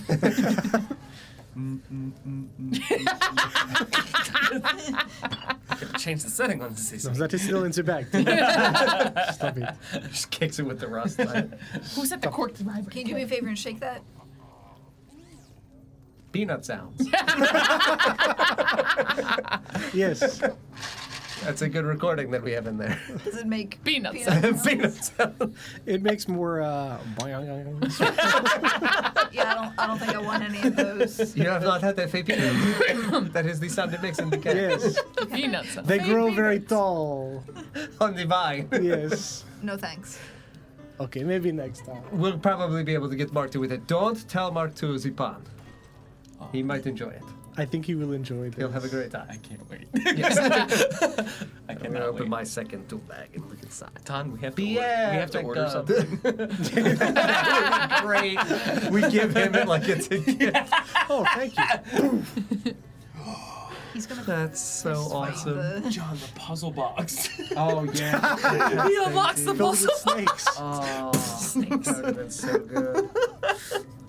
No, I'll open my second bag though. Yeah. Genuinely, are there any rust items or like artifacts, objects, anything embedded into the furniture, like any rust present in this room? at all? Lanterns on the wall. Lanterns on That the wall. would have, when they were here last, not worked. Okay. They're off currently because you had not turned Turned the, them off, the switch correct. on, but It's they a are big present. switch. Okay. Yeah, it's a big. Oh, that's right. I forgot it is a big switch. It's like Oh, just on the wall, like Yeah. a lever. Yeah. Okay. This is It essentially might not be Frankenstein's that big, but it is castle. a Yeah, little bit. that's just what Yeah. you guys thought. Okay. Yeah, it's smaller, but yes, it is that style. No, it's gigantic. Yeah, no, then I would take out a couple of Well, I mean, if he's doing like it. pincers let and me like go in. rust knives, and I would Yeah. go around. I would start harvesting the rust. This is. It is potentially contaminated. Yes, what? she just pokes her head. No one will ever stay in this room again. That is why we have closed the wing off completely. Loot! Loot! No, it is something for me to experiment with in my ritual later to see whether or not the rust in here is contaminated with any outside sources. There is a. You gonna taste that too? Is that? It is not so much a tasting. It is much more of a. I perform a ritual of resonance, and I am able to harmonize with different rust implements and items. Test out the echo that exists within inside of them. It harbors memory, and I am able to get a kind of a check of the general sensitivities of the room. So whatever Morgan Lux poured out into this room, it might still be harbored within the echo or the rust. I'm trying to say I can vibe check the rust. I understand that. From a meta perspective, I'm still trying to figure out what class you're supposed to be. Good. A good class. What does any of that mean? He's A paladin. clearly a paladin. I've got my paladin tools again. Give me this! My Yeah. paladin tools. No, I would harvest the lanterns. Yeah, that is the only rust in Okay. here. It's very simple. It's just a few wall sconces, effectively. Yeah, I would harvest the rust, give that to Pierre for him to put into like a bag of holding or whatever Yeah, it is yeah. we have for the transportation of those items back to the caravan. And then I think there would just be a moment where like I would probably sit on Morgan Lux's bed, Sure. like roughly at the spot where I assumed that he probably would have sat. Mm-hmm. I Do you just need kind the of mattress look at. put back down? It's- I'd already You put it did. back Oh, down, okay. yeah, and just kind of like sit there for a moment and look around the room. For an individual as plagued as he was, and he stayed within the grinning house, it is quite a shame he was not able to buy a smile. No one laughed at my joke. I am so disappointed. Pierre was hoping someone would laugh, so he did not laugh, but it was very This funny. is fine, yeah. It is also very sad. It is part It is of the perhaps, ennui of being a detective. This is a noir for you and I. yes, it's perhaps why they did not laugh, because it is very sad. The man is dead. He is dead, I suppose. Not Man is everybody dead. laughs at that. There is comedy in the joke, but there is sadness in the death. Sadness in the room as well. Yes. Oh, Pierre. There's all this writing on the walls. Yes, and he has quite curiously paid most attention to details to the letters A and O within the dragon. Ew. I wonder what it could mean for him.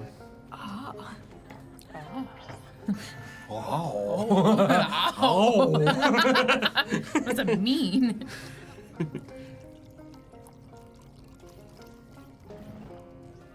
Do you know whether or not Morgan Lux ever brought anyone back in with him to this room? I think I as mean- far as we're aware, no. I don't think he really made friends with anybody personally, but I feel like asking the Baron is probably the He right. only ever came back alone. Yeah, we last. Strange. Is there? I What? saw him. Sorry. Say, I saw him once with another man, or a cloaked figure. I don't. Where was this?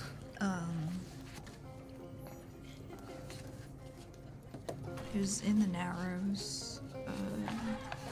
Was he I speaking think it to? was above ground. What I think it was above ground. was it? I think so. I'm gonna Hold pull up on. your document and look. Hold, please. There, Yep.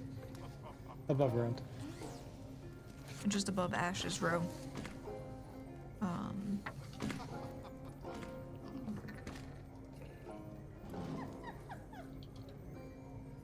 Yeah,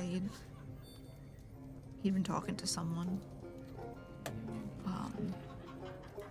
Did you overhear anything about their conversation? Yeah, Lux thought someone was coming for him. Not for me. He didn't know I was listening. Interesting. Yeah, I heard stuff. Like, he was waiting for Roland Bumbledore, and he didn't show. For Roland to abandon a property such as this, or I don't know that he was ever supposed to meet him. He was rambling at that point. yes, but the Bumbledore, he sent Morgan Lux out into the desert to find something. This is what brought him to Claire Lux in general. Was it not the battery? I think it was. The fox, he arrived in Claire Lux 5 years ago, around 5.5, chasing the Morgan Lux. He said that he had seen him smuggling items, small pieces of something much bigger, on the body of a child that he had kidnapped and had taken aboard a train to come to Claire Lux. He had come to make a deal with the Bumbledore. The fox, he learned that the Lux, he take a crew out of, I believe, some scrabblers to dig up a piece of rust, a cache, far away. Took some time. I believe it was this, but for Mr. Bumbledore to invest over 5 years into a project such as this, it does not seem like him to abandon it just because he might have been afraid of Morgan Lux. He has so many individuals he could have sent. Or even if Roland came himself, he could have had any number of bodyguards or henchmen handle a madman. Maybe he didn't know that he was here. when you're mad, there's no rhyme or reason to your actions. Maybe But the Morgan Lux, he says, I waited. maybe he didn't mean for Roland, or does he say for Roland? So Roland didn't show. Because Roland did not show. I mean, he was also talking about not trying to sell something. He was also worried about doppelgangers. Did he maybe imagine an interaction? Maybe someone was posing as Morgan, but was actually Could machinery have a cloaking device? possibly? I mean, not the ones that I've worked with. But that's not to say that it doesn't exist. If Roland was unwilling to even send his own individual man after Morgan Lux after all of these years, the dragon is the only thing I can think of that would have inspired sufficient fear within him to stay away. He was afraid of something. This wasn't Morgan Lux's last spot before he died, correct? We have There was another place, yes. That This- yeah. right. There was another hotel When I room. saw him, it was about 1 week before he died. So he had this room, and he had the known about room in the Hollow Prow. in the Hollow Prow, which That's was the one that had the normal secret door. Yes, it had. Other than the secret passage behind the painting, was a fine, like normal kept room, but it had been someone else was staying in there. It had been cleaned. It wasn't Like destroyed like this one. right. was. It wasn't destroyed like this one, nor did Bastion indicate that it had been destroyed like this one. Correct. So Morgan Lux cared to keep 2 rooms. But also to keep one room in fine condition? Or 2 rooms for 2 Luxes. This is a hidden wing, too. This is not an area that's typically open to a lot of people. Perhaps. This is where Lotta puts them when people need privacy. Do we go back to the... Was it the... Roaring Prow? What's the... Hollow Prow. I mean, we can, but if it's clean and yeah, it's it's empty, unlikely it's already been stripped of anything. And we could ask if... Bastion cleaned it. I mean, I was going to say we could ask if Lux was acting erratically at the time. I'm sure Ulysses already spoke with the proprietor of the inn. no, but that's a fair point though, because if he wasn't acting erratically, who was that? If it was not Morgan Lux. 1 Morgan Lux within Beacon's End, but 2 Morgan Lux. 1 here, 1 there. Which was the real Morgan Lux? Yes, and is one of them still alive? Perhaps this is why the Bumbledore man was hesitant to come out to speak to Morgan Or maybe he thought he was meeting with Morgan. and met with another. Can changelings turn into this They're guy's... changelings a thing here. Yeah, we're in the Feywild. They're Fey, aren't But they? I've altered. Yeah, Yeah. like that's Oh, Yeah. but We got animal folk that don't exist in Yeah. traditional D&D. I've specifically named changelings in my backstory. Okay. as You also stuff that I've hunted. have the so- ability to like change your appearance. But that's Yeah, but I'm magical. not a changeling. Changelings do exist. But people can change their appearance, is what I'm saying. But they Sure. changelings, can they take on specific facades, or is it Any? just different facades? Like, could one turn into me, or is it like They have like a designated like, yeah, like a- person they shift into. yeah? Because I mean, Is it like a mimic thing? yeah, that's what I'm wondering. As- I would say that you have very limited knowledge on changelings. I don't think Genevieve would know. yeah. if you are thinking, as I am, that it could be a changeling, we know for certain that the individual that Ulysses followed to Claire Lux was Morgan Lux. Yes. That's what I mean. And that Morgan Lux goes out, works for several years, finds an item, comes to Beacon's End because he is waiting to meet with Mr. Bumbledore out here. The Morgan Lux was here for days, weeks, months, yes? Sufficient time for him to begin to go mad. whoever the Morgan Lux was in here was the right Morgan Lux. The Lux in the hollow prow, in a clean room, not mad. Not Morgan. And what if that is the Morgan Lux that was killed? And this Morgan Lux is not dead. It's a very good possibility. I don't know that the crazy one would have the wits to stay out of sight like that, though. I mean, he was seen all over town. What if he is not in hiding? What if Roland did come? What if he fled? Or if Roland take him? Yeah. That means that your battery, this item you have, what if Morgan has told him and Roland now knows it is here? Or should be. And now it is not. But we are. I suggest we leave. Very quickly. I'm gonna pack up my toolkit.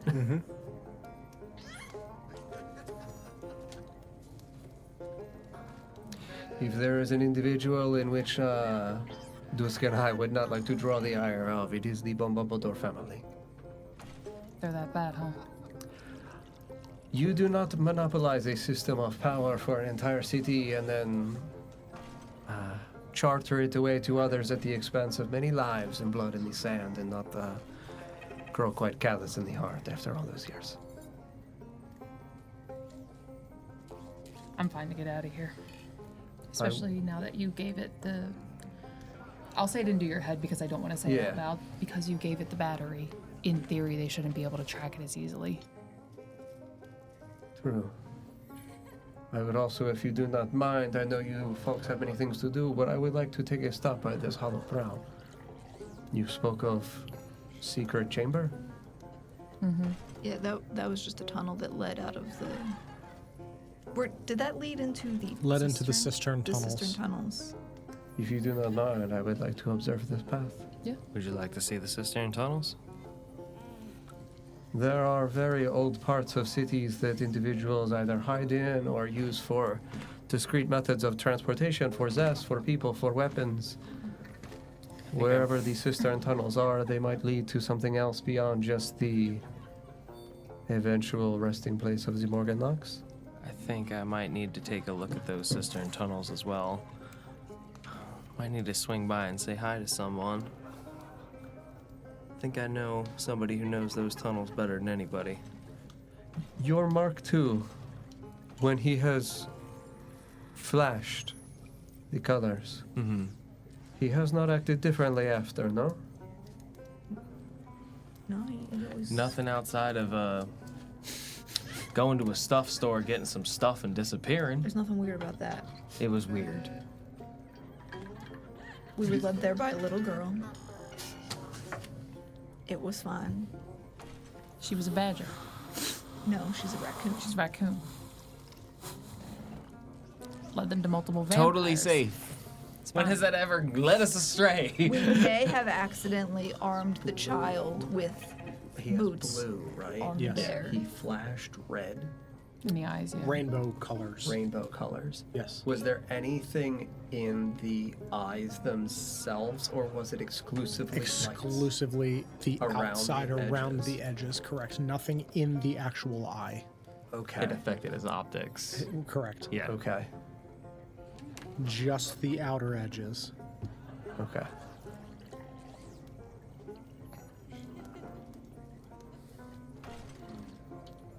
When your Mark II comes back, I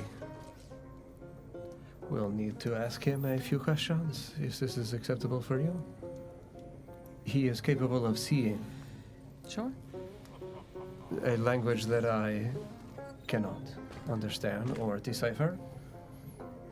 But there is a curiosity, for it is something that Dusk and I have not only seen before, but have a bit more of an intimate familiarity with. And I am curious if there is a sense of consistency within your Mark II, the Chimera, and the other things that Dusk and I have seen through the years. Fair. I Have any of you encountered rust like this before in your lives? Rust like what? Like a battery? Like Like- a Not the battery in the way that it functions, but the battery in terms of how it is constructed. It feels different from, and I would gesture to like the spaces where the lanterns were on the wall. it Yeah. feels, and correct me if I'm wrong, Don, it feels more primitive, the rust battery thing that they took. I think it's the opposite. It's the opposite. That's way more advanced. All of the rust that we see and use daily is all cobbled together. Like Yeah, scrapped. it depends on the level of, as weavers got more comfortable with developing rust.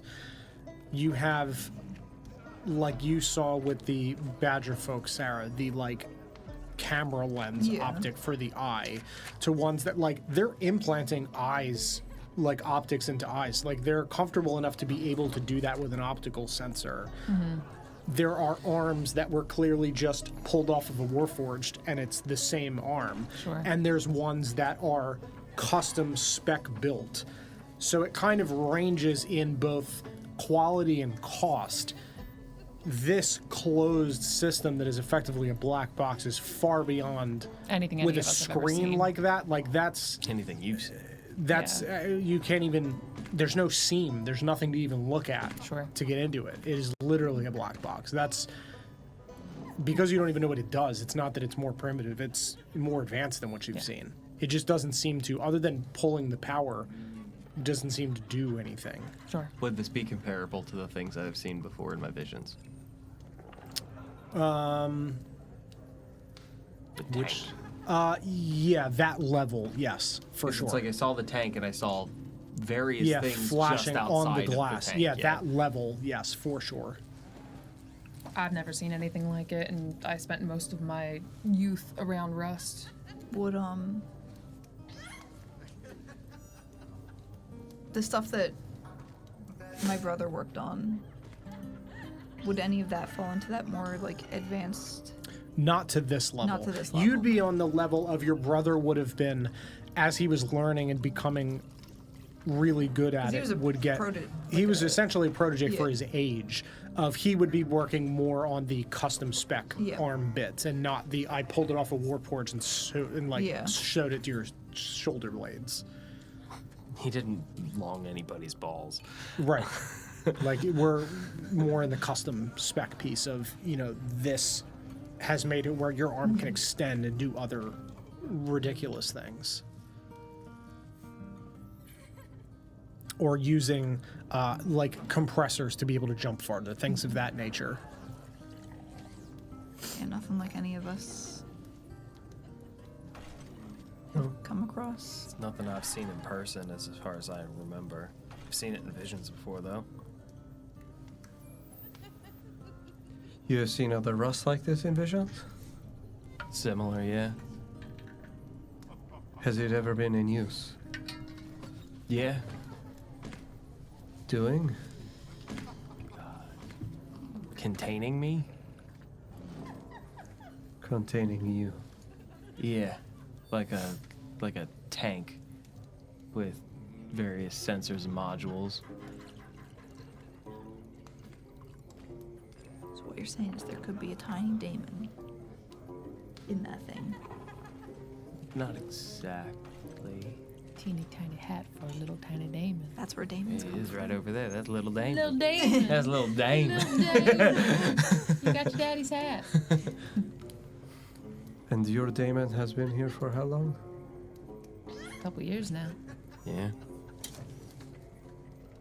3 to 5 years. That's all. And where was it 3 that to you 5 landed? years. Where is it that you landed? I don't know where exactly he landed, but he was brought to me a couple years back when I was at the monastery. Somewhere. I got it written down and I got it underlined because I know it's important. The fields. I thought you'd been here longer than that. Oh, that's that scary place that you live. No, I was kidding.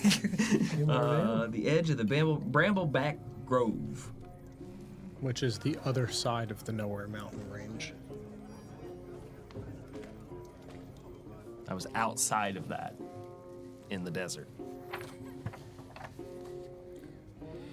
Do you remember much from when you awoke? It was hazy, but Were you in this container, this tank? that was nothing that I was aware of until about a couple days ago. It was a vision nightmare. Do you remember your number? Number? What You are do you not. suggesting?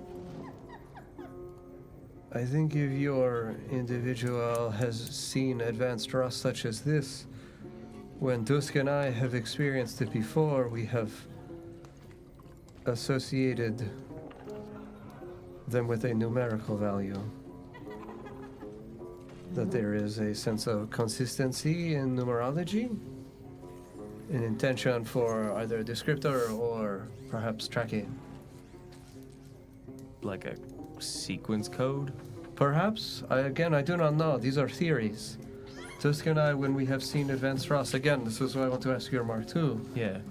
It's like flashy symbols Perhaps that symbols? scroll fast. It could be this as well. Yeah. I seen that. I don't know what it said. It flashed my name for a second. You flashed Damon? Yeah.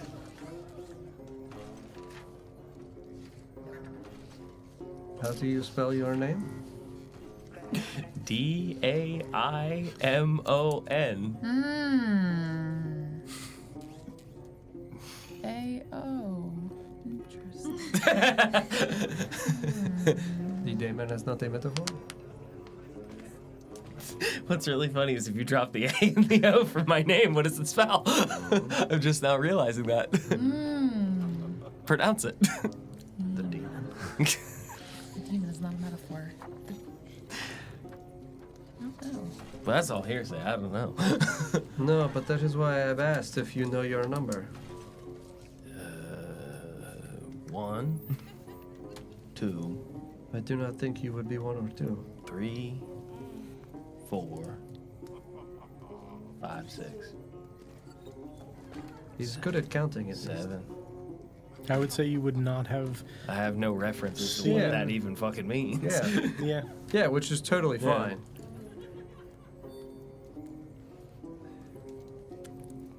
Yeah, as we're like, cause we're actively leaving. Leaving. Yeah, as we're leaving the grinning house, I would instruct Lotta as to keep an eye on the room.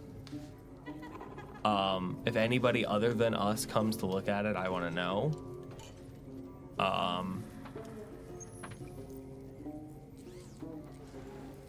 Don't keep it barred. Like, if anybody does want to try to get in, I want to know who it was.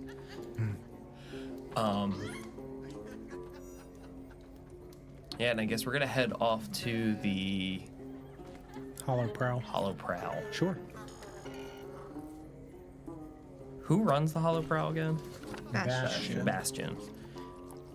Isn't the Hollow Prowl where my old friend stays?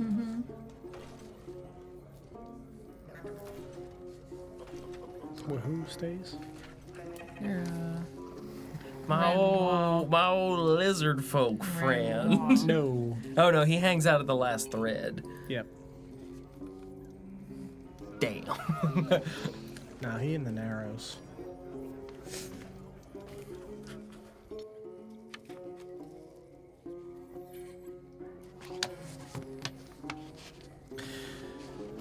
You'd make your way topside, and now the question is, coming from the Narrows, are you attempting to lead the party through the cistern tunnels and out through the main entrance in the Hollow Prowl? Or are you trying to find your way back to the secret entrance to that room to go in the back way? I wanted to go to the Hollowed Prowl to A, look at the room. Sure. And But that's then- what I mean. Yeah, Are you but going in then the B, I front? wanted to go into the cistern tunnels from there so that way I can retrace our steps back to where our Right. old Glassjaw friends were. Sure, and they're way deep Yeah. back.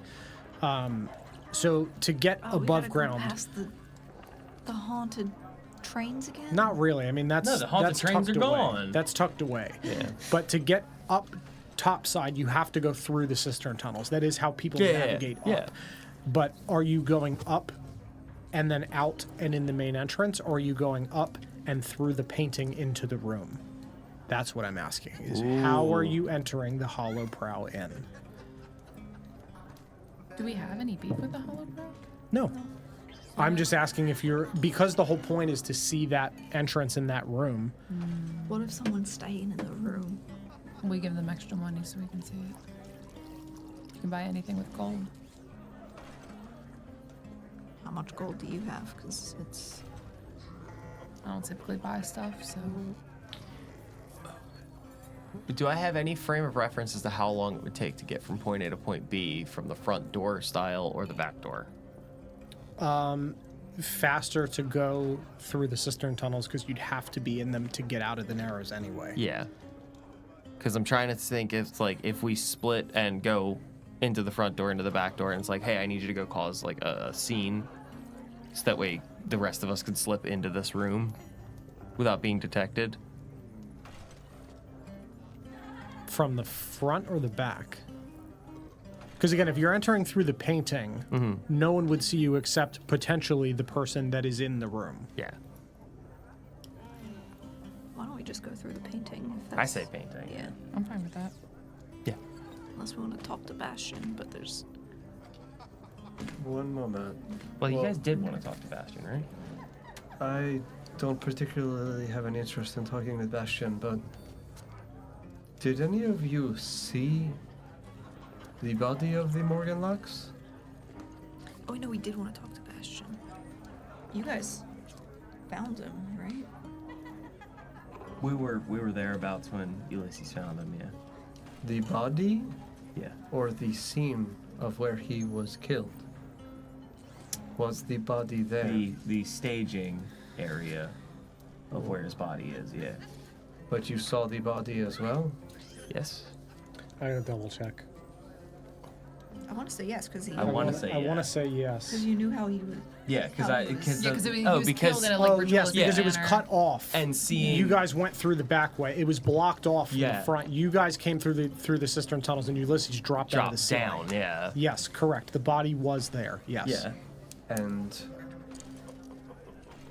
so then I guess this is world lore knowledge. If it would have been a changeling, would the changeling have been made to drop shape to go back to some original form? Or does a changeling hold their last shape when they died? The changeling would have reverted. So then, That's not to say that there is not technology in Rust that is capable of doing that, but from a changeling aspect, yes, Sure. the changeling would have dropped yeah. back. Again, this Correct. doesn't break anything Yeah. that I'm trying 100%. to do. It could just be that the changeling is the one that's alive, Correct. and we're hunting the changeling. Absolutely. Yeah. Or it's Morgan. Like Correct. I'm just Absolutely. trying to Yeah, follow 100%. deductive logic. Or it's Yes. something that's not a The changeling. changeling would have dropped back Okay. to their form on death. And he wasn't like gored and dismembered in a way that you couldn't identify his face. No. Okay. Good. No, All he right. was hooked through and had echo tubes impaled, Mm-hmm. but very clearly a man that Ulysses identified as Morgan Lux. I mean, none of the rest of you knew specifically what he looked like. Mm-hmm. Yeah, yeah.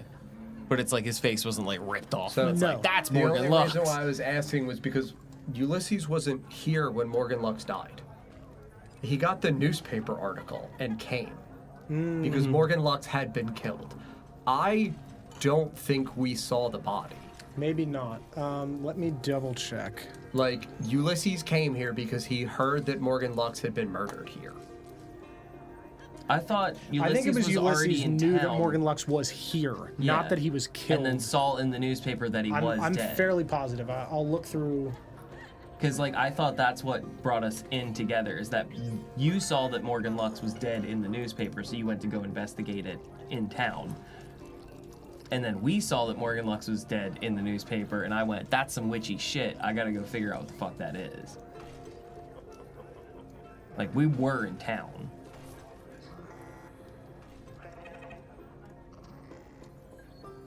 I'm pretty sure you told me what the body looked like. Is all I know.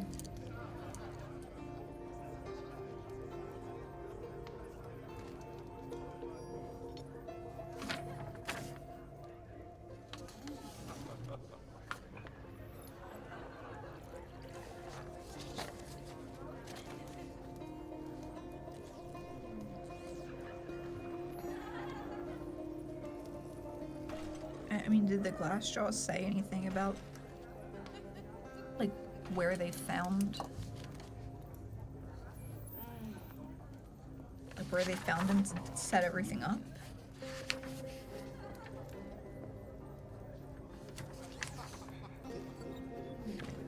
No, you're right, John. There was Yeah. There was a couple different iterations that we had gone through. I'm remembering the wrong one. The one that's linked in your campaign document. You're right. Yeah, Yeah, you're right. That's why I'm like, he does not get to Yeah, see you it. talked to the other people and found the scene. Correct. Yeah. That's where, like, when I arrive in Beacon's End, I spend time investigating all the other people Yeah. who had interacted with him to find out what his, like, Yeah, path was. Yep. No, you're right.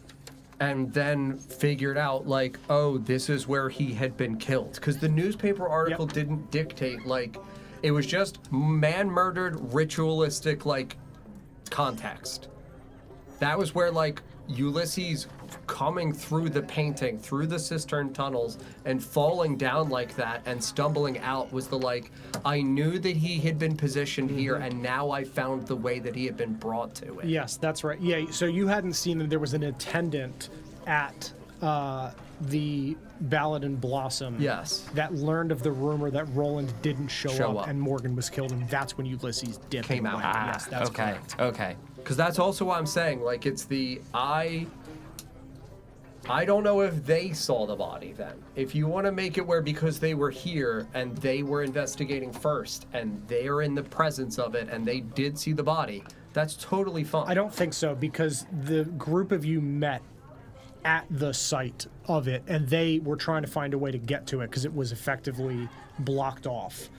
So no, I don't think they would have seen it. So then you would have just seen the site in which Yeah, the like the body rust was. shepherd hook would have still Correct. been out, like Yes, covered you're in right. blood. Like, it would have been, cordoned off still because they don't want people, like, Correct. coming over to this. Yep, no, that's my mistake.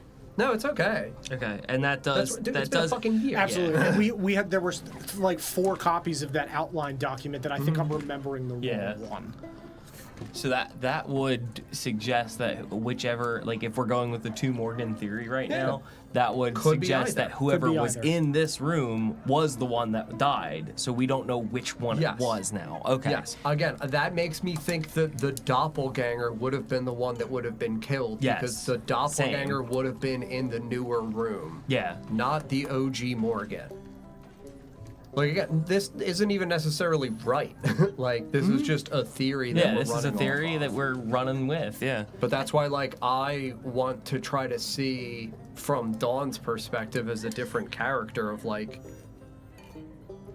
Dawn's gonna bring a different set of eyes to Yeah, this. you have different. absolutely. Yeah, you have Dawn hasn't different met the investigation glass style. jaws. Like, yeah. you guys are going to now be like, the glass jaws did this, so the glass jaws did it. But, Right. like, Dawn doesn't fucking know those people. Yeah. Like, they Right. mean nothing to him. Right. Yeah. I forgot. We did want to talk to Bastion because we wanted to ask him about How he was acting. how he was acting. Sure. So if we want to go up Yeah. out of the cistern tunnels into the front entrance, then That's fine. Yeah. Sure. Works Front- with me. You guys Dawn's make never your been way there. However you guys want to take me. up out of the cistern tunnels into the market, up the side of the mesa to the hollow prow, which, as a reminder, is carved into the bluff itself, and into the entrance of the hollow prow inn. Behind the bar is the aforementioned Bastion Lark Bugbear man, relatively finely dressed, serving people. There are numerous people of various dress and class in here, drinking and eating as it is Did we stay here one time? midday right now. Yes. Yes, you Stayed did. here before? You Okay. did. That was when Barry hanged herself from the rafters. That's Yes. right. Yeah. And Ulysses picked that room specifically. I remember. Yeah. You said we came into the front Yes. to where Mhm. Bastion Okay. is.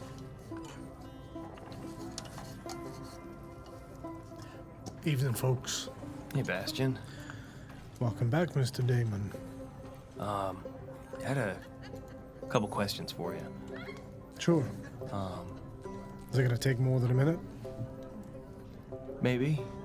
He just kind of yells across the bar and nods at a dragonborn, who nods back and walks over and takes his place, and he pours himself a drink from under the bar and takes it. Table in the corner.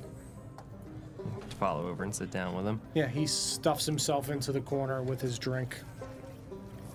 I got a couple of follow-up questions about that fellow that was staying up in the room, one that found himself dead. Yeah. Days leading up to that, you notice anything about how he was acting? Quiet man, kept to himself. Didn't ask too many questions. Like hiding and staring around corners and such? Nothing of that nature, no. Nothing erratic? Not erratic, I would call it. More, private. Kind of a weirdo, but not erratic, no. What about his drinking habits? He had a handful of drinks. Always in his room, though. Took the bottle. Didn't sit at the bar. Never saw him meeting with any nefarious-looking folks in the bar? Maybe walking around with, like, some zest or anything? I mean, he didn't meet anybody. He would come in, grab a bottle of liquor, and head to the room. It was odd in the sense that he didn't spend any time in the bar. Most people that stay here do. Certainly not the only person that did, but he kept the room immaculately cleaned, hardly said a word. It was hard to tell he was there. Sure. And, you remember what he was drinking? It's been quite a while, but if I recall correctly, a really dark dwarven stout. Interesting. All right. Is his room currently occupied? Is there any way that we'd be able to go take a look at it? We've been hired by a private firm and all, looking into death. Don't think the current person is occupying it. Suppose I could give you a peek. That would be very much help you. appreciated. Sure. When Morgan Lux was in here with you before, did he ever order any food to the room? Yes. A couple times. Anything in particular? Mostly meat. Not quite raw, but about as close as a man could get. Blue rare. And always a loaf of bread to go with it, whole loaf. Did he ask this for you in person? Or write note to you? Most of the time he would come to the bar and slip a note. Occasionally he would ask for it with his drink and have it brought to the room, but... Do you by chance have any paperwork that Morgan Lux would have either signed for purchasing the room or making an order with you? Perhaps a logbook? I'd have to check my records. Anything that the man might have written or signed? I'd have to look at my records. I can give you a key to look in the room, and I'll look through my records. It is much appreciated, and I would just hand him like 30 fucking gold. Appreciate it very much. You're very welcome. Your help in our investigation is worth more than you know. I'm happy to help. Let me get your key, and when I'll look through my records, I'll come find you in the room. Sounds good. He walks over to the bar, looks up and down a wall of keys inside of like a locked panel, pulls one of several on the same hook with a numbered room, walks back and places it on the table, slides it across. Thank you. Of course. I'll look through my papers. One more thing. You ever notice him walking around not wearing any shoes? I don't think so. I kept boots on. Oh, okay.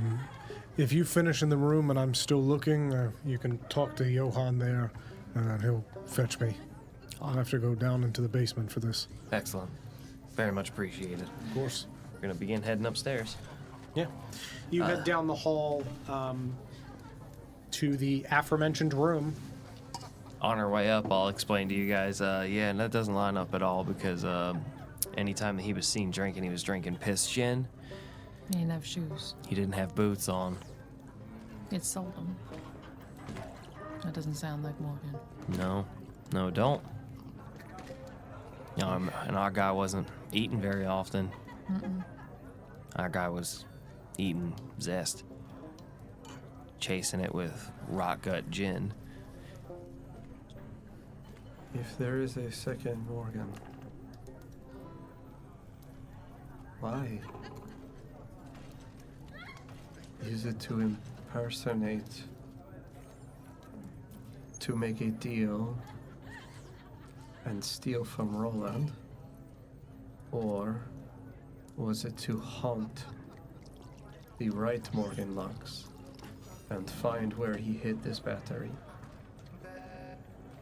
We do not know yet who this doppelganger would have been working for. Yeah. We said before that Morgan wasn't stupid. Paranoid, yes, out of his wits for sure, but he wasn't dumb. I wouldn't be surprised if in his craze he used what he knew about the Narrows to try and cover his tracks. If he thought that he was being chased, there was another being coming after him, maybe he was trying to even the playing field. He did spend some time down in the cistern tunnels. Maybe he hired a doppelganger to try and get somebody off of his tail. He faked his own death. Maybe. Or maybe he wasn't intending on dying in the first place. Maybe that just happened because he thought that would be coming for him. A man paranoid who could have hired a Somebody- doppelganger to draw the ire of the dragon? Perhaps, and in turn, unfortunately, the doppelganger Died. saw his fate. Yeah. Would have heard of the dragon. Nothing gets in their way when they have A mission. yeah. But maybe it bought him some time to run. But the dragon, it does not. It is odd for it to. It does not necessarily always make its presence known before it is here for you. This method of haunting and tormenting a victim does not. It seems out of the ordinary. It is, yes, not customary for the dragon. It is a creature of immense power, and it has no need to obscure itself from you. The dragon's not what got him, though.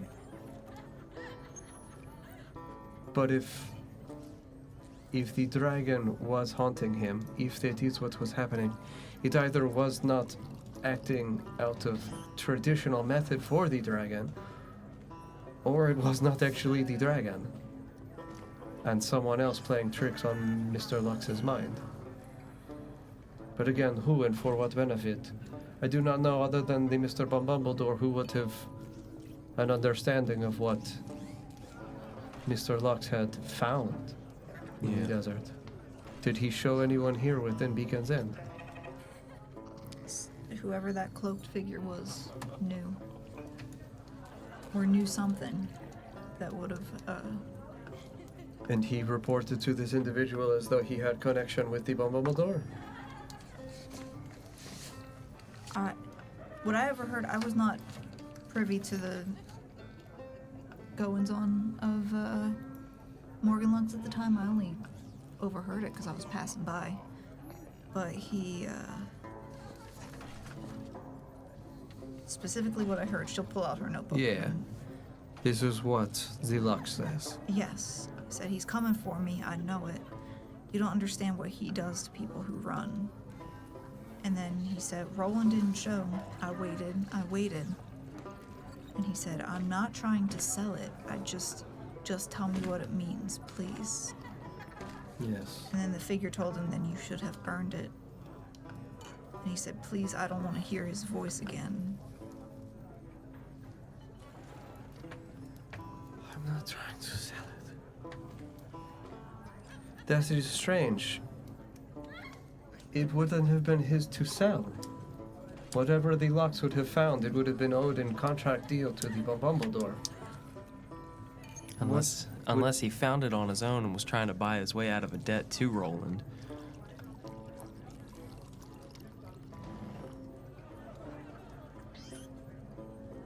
But We found that the beacon in his satchel. Yeah. All right, that's what he was seen holding. he was carrying it? The satchel, at least, the one that we found the beacon in. Then he would have wanted to show it to someone here. This figure, you said you saw him speaking to him? It was a hooded figure, Were they comparable in height? average height. Nothing stood out. Maybe an Eladrin, maybe a half elf. I really couldn't tell. They were cloaked. But it was here shortly before he died. It was in the cistern tunnels, yeah. And he said that Roland did not show. If Roland himself had come here, I imagine the Baron would know. Or at least someone within the city. All right. Dawn, Andy, search the room. Look in any place the turn down service wouldn't have touched. Under the bed, underneath the dresser, maybe the false backplate in the dressers or in the closets. Search as high and low, best as you can.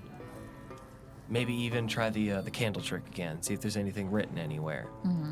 Jen, come here. I want to sit you down in a chair. Like, All right. Clear your mind. okay.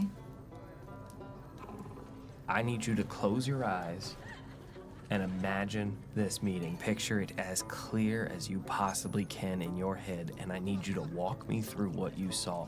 There had to have been a detail or something that was overlooked in this memory. And I hate to tell you this, I have a pretty good memory. It's out. Shoes, a ring, a watch, a bracelet. Cloaked figure. Cloaks have pins. Black Walk cloak, through the whole thing in your head. They were calm. They were put together. Body language. They didn't want whatever Lux had. Did they seem scared of what Lux had? No. They seemed stoic. Almost impartial to what was happening? Like a foil to how Lux was acting. He was all over the place, and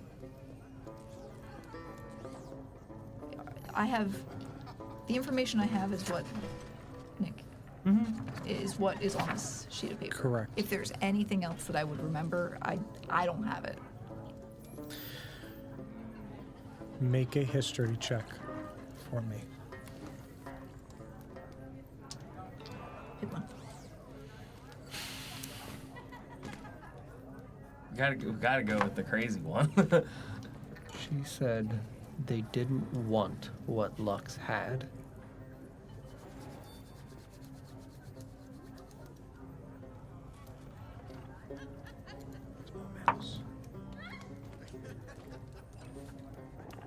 Nat 20. Wait, what? Okay. Plus 6. Let's fucking go. Saying So 26? they didn't want what Lux had. Is what she said as a descriptor? Well, that's what Sarah just said. Yeah. But that makes sense for the I don't want to sell it. Mm-hmm. That's all I'm trying to say. Sure. I'm not trying to sell it. This person, in what she just iterated, if it's the fucking battery in that satchel and they go, no thanks, that's all I'm now paying attention to. Sure. Go do whatever you're doing. Absolutely.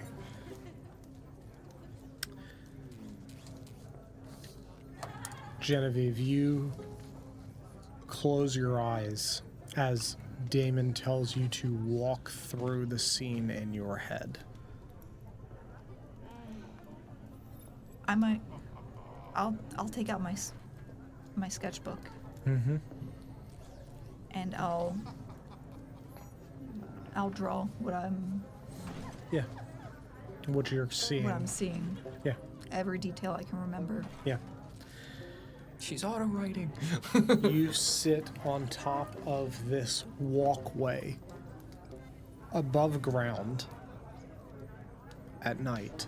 Oh, it wasn't in the. Not in the Narrows. It is above ground. Okay. Ashes Row is on the edge of the city. That's what I meant to say. Yeah, above ground. Yep. No worries. Just after Souldown. Yep. This pastel light still being cascaded. The agitated, sweaty figure of Morgan Lux, physically run down and ragged, grabbing at his face, pulling at his hair as he stands. A similarly heighted, hooded figure, slender, standing. You hear these same words. He's coming for me, I know it. You don't understand what he does to people who run. Roland didn't show. I waited.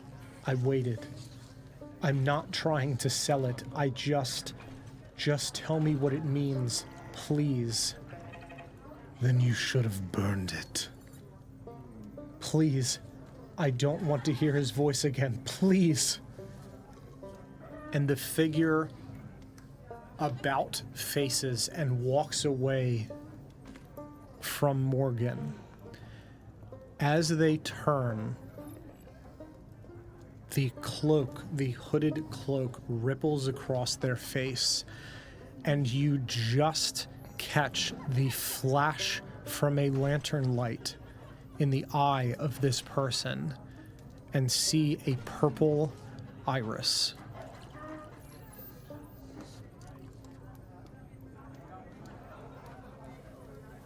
That is the detail that you remember with a natural 20 history check.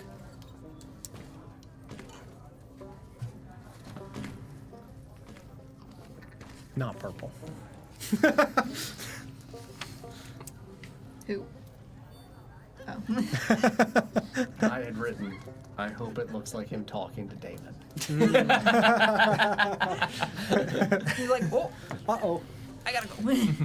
See, the funny thing about that is, they're on to me. That's when Damon pulls the gun on Genevieve. You know too much.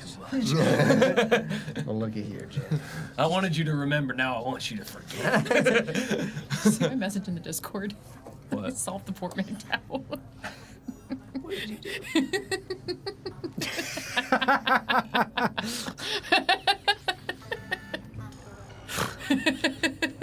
There's only one way to check. Rip. It's tan, thank God. It's not gonna happen. The shirt's staying on. I was like, all right, we got some words. It's got to be tan. I was also suggesting removing the A and the O's. Yeah, so Genevieve would be sketching this out. Yeah, And Well, there's no vowels. then her eyes There's an I and an E. wood her eyes would widen. open. And she'd reach into her bag and pull out a piece of colored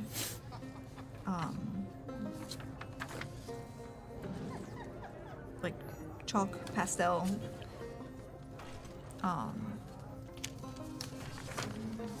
and just right over the eye just do a streak of purple. I saw an eye color. There it is. He had purple, at least one purple eye. You see, the eyes see plenty of things that the brain tends to forget. You just gotta put yourself back in that moment, you forget. And then you'll remember.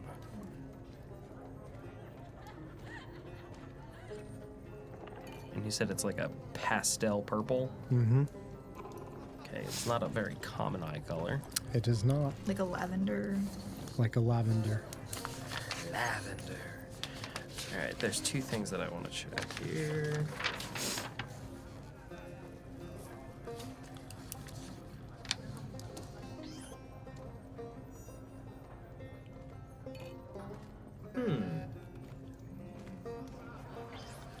Now done. In 184 written pages, I wrote the word purple 0 times. Good. So I'm Killing it. It ain't me. Were you worried that it was?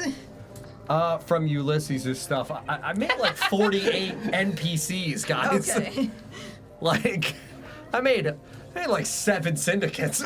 Oh, it's totally fine because I'm like up to my eyeballs in monster lore. So Yes. Up to your purple eyeballs. they're one not could say. purple. Oh, gray blue, we're good. It's All right, not me. safe. They're not purple. I'm sorry, I'm wrong about it being the eyes. It's his penis. Yeah, the purple penis. Oh, man. The purple penis eater. No. Penis eater? No. He was a one. No. Sure looks strange to me.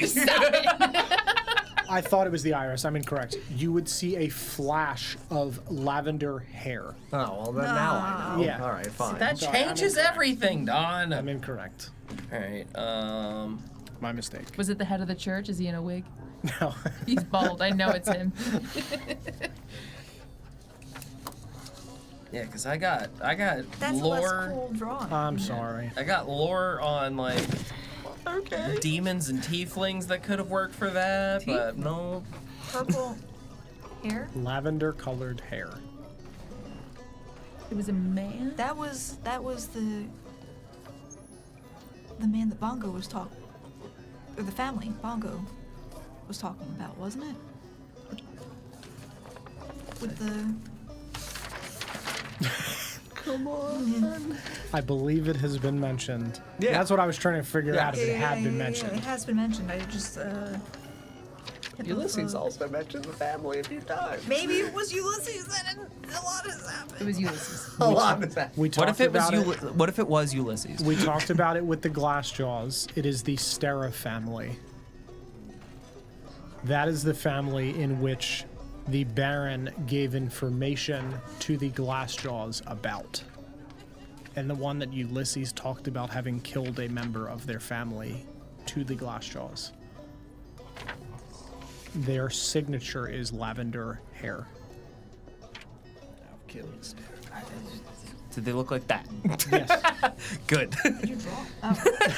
What did you draw, Glenn? Big stick figure with purple hair. It just says rust. I am an we got our incredible police note state. Have you taker. seen this man? Well, no, because on my other page, the one that I'm working on for right now, it just says vampires and Beacon's End? Question mark. Wait, did you- Hags and Beacon's End? Question mark. Did you send it to me separately, John? The story about the Stera family? Yeah. Yeah, 100%. That's why I remember. It's not my notes. Yeah. Or at least I should have, because I mean, Ulysses would have told you about it with Nathaniel. Yeah, and you'd all have heard it. Yeah, Okay. Ulysses talked about like the Stera family being a prominent group of airship travelers. I mean, they owned airships back in Highwind Landing, so they dominated the cross-mountain travel. Yeah. Yes. Correct. But the Stera families were the ones that were also kidnapping young kids and experimenting on them with rust implants. Correct. Gotcha.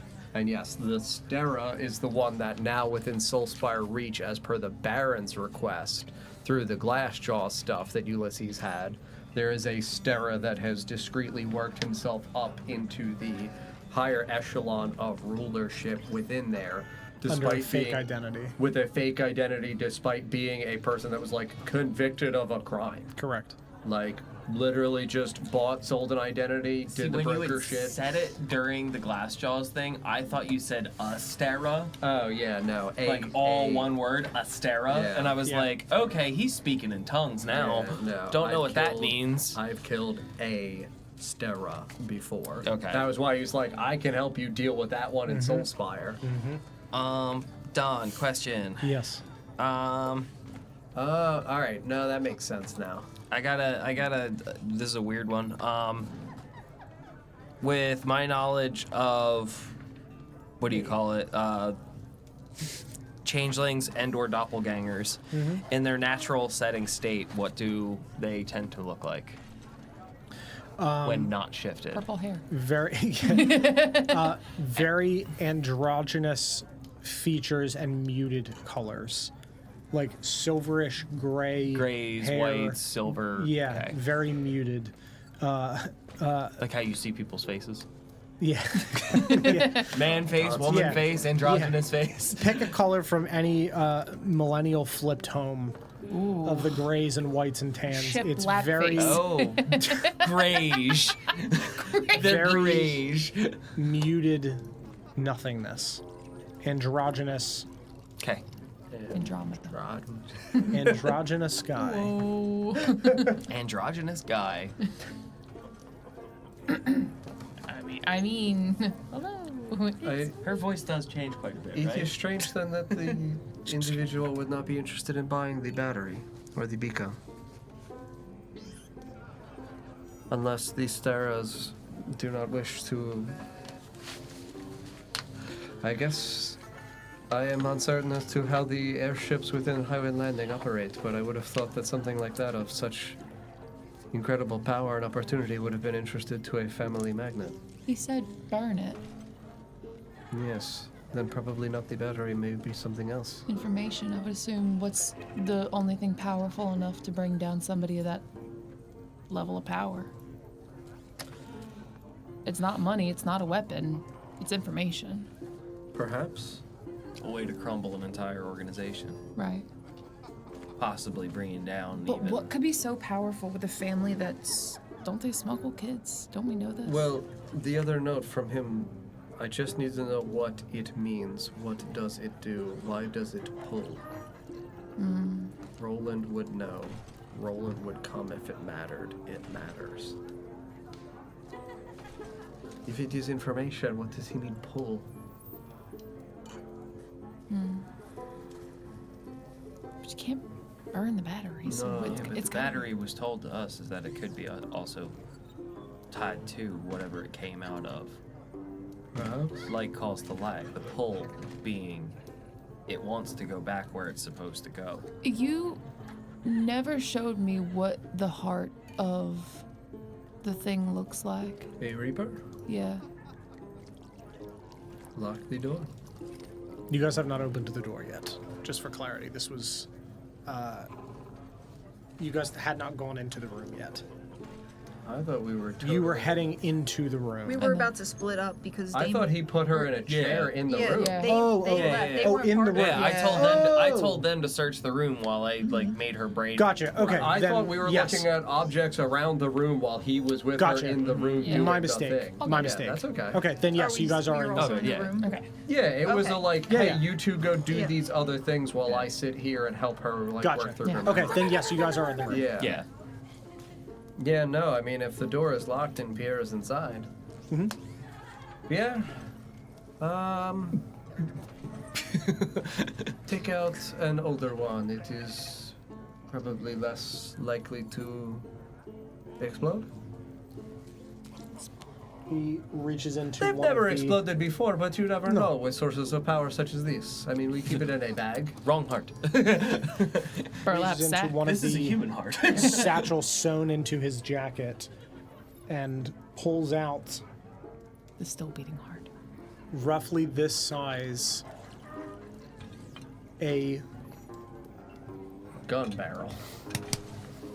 sorry, roughly this size. Imagine Pierre smacked it because it wasn't on. Don't worry. It could explode. God Let damn me it, just Pierre. smack it a couple times to get it to work. Total Pierre kill with the BK. Total Pierre kill. Oh my god. Power word Pierre. You see a large, clear, thick glass tube with floating pastel echo inside and a coiled, tightly coiled set of wires forming a symbol in this language that you don't know. And the battery itself is a solid black box. Nothing else. The beacon is a solid black box. There are, on the side of them, There's yellow too. there's yellow amber-filled tubes with a almost like shimmering lightning in it when they are pulling power. Otherwise, they just look like yellow liquid filled Correct. glass. Amber filled, yeah. Do the tubes in there, would I make the correlation that they look similar or that they like function similarly? I don't think you would necessarily make that correlation. I mean, they look to be filled with some sort of Iridescent liquid. of iridescent echo in the sense that it has And you've that seen same the echo plasma vibe, and you've seen the echo tubes. This looks similar to that, but it is a much more vibrant color. This one happens to be a like very light lavender, almost pink color. If we're calling that thing we found a battery, what does a battery do? It's a beacon. What if we calling that beacon? You can call that beacon a battery. You're adding a battery to it. Yeah. Okay. Well, then I keep wanting to think it's a battery. But I Like mean, it it's a is heart. pulling power. Yeah. Right. So that's however Andy would refer to that is fine. If Andy Yeah. thinks that it is a battery, that's okay. If I'm thinking of it like a battery, it's providing power, or it needs power for something. Maybe this was pulled out of a being. That is what I suggested with the dragon. A spent cartridge of sorts. Yes. That it uses itself to funnel power from areas to power the dragon itself. It You- is a warforge, as is your Mark II. Ulysses stated that it literally sucks the echo right out of things. Yes. It would need something that pulls quite a bit. But that is where I had also suggested that it might not be that this beacon, as you have called it, is what came from the dragon, but it functions of a similar source of power with this chimera. I'm just trying to think of when they were saying burn it. Maybe it was the carapace it came out of. Perhaps. And maybe that is the dragon, or maybe it's something else. I don't. There's so many variables to this. It is also possible that Morgan Lux did not find just one thing out in the desert. This Fair. is just what he could have brought back. This is what he could have brought back. Again, when Ulysses followed him to Clairlocks originally, he had small pieces that he smuggled on a small child. He clearly could not have smuggled something of this magnitude. Your battery is a large object. A child would not have been able to sneak that onto a train. Fair. Whatever Lux brought back originally was significantly smaller, but it was enough to invest the interest of Roland von Bumbledore.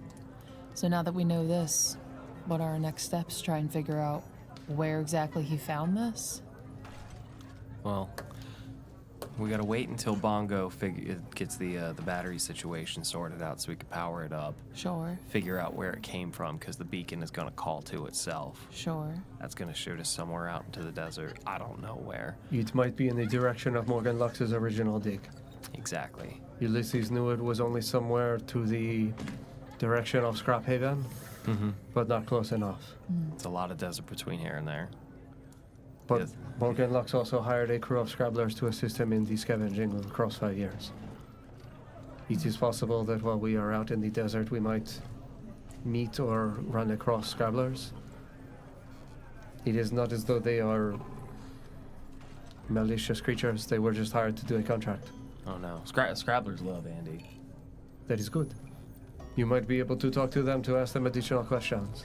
Something that took 5 years to dig up is a substantial amount of time. But again, it was worth the investment for Mr. Von Bumbledore. We do know a Scrabbler, or at least we did. We still know her. She's just. Off handling business. We don't know where she is. Berry? Yeah. You said she went back to the Bramble Snoot family to bury the body. That is far. We have never visited the Bramble Snoots, but Ulysses said it was much closer to Windfall. Did I, and this is a reach, so if not, no worries. Was I familiar with any of the Scrabblers that came to the Revelry and like were working on the building? Like, do I know of them or of any families that like are out this way? Not that I'm like friendly with them, but like know of, and it's like And also remind me again, the Revery's the bad one, the Monastery's the good one? Yeah, because the Okay. monks is where I learned how to heal. The Yes. Reveries. And I think we had stated too that the Scrabblers did dealing with the Monastery, not the Reverie, because the Reverie was scary. I think they worked with the monastery because of the echo tubes and working with echo. I'm pretty sure it was the referee. It was a while ago. Yeah. I mean, it's also like the Scrabblers are predominantly family-oriented, so there could be ones that were working with one and not the other. Yeah. Like, I'm trying to think if like I have a connection to Yeah. a Scrabbler that like could at least point us in the right direction of like I heard through the grapevine that maybe this, even if it's a rumor. it is also far enough in the middle of nowhere that we might encounter no one. The Scrabblers, they are able to traverse great areas of desert with a sense of direction because of their tracking of stars. But we will be more or less going out into the middle of nowhere with little direction other than a rough estimate. The families that you would have known of, the clans rather, that would have traded openly with the Reverie would have been the Glimmer Pelts. And the alert song. And they would have had Rust mods on themselves. Would have very clearly shared a belief system with the Reverie of kind of, as they're trading these things, kind of talking in the religious sense like the Reverie did. That family specifically would have done that and would have handled the whisper coils, which are the things that get hung up in that room that you turn and the echo drips down.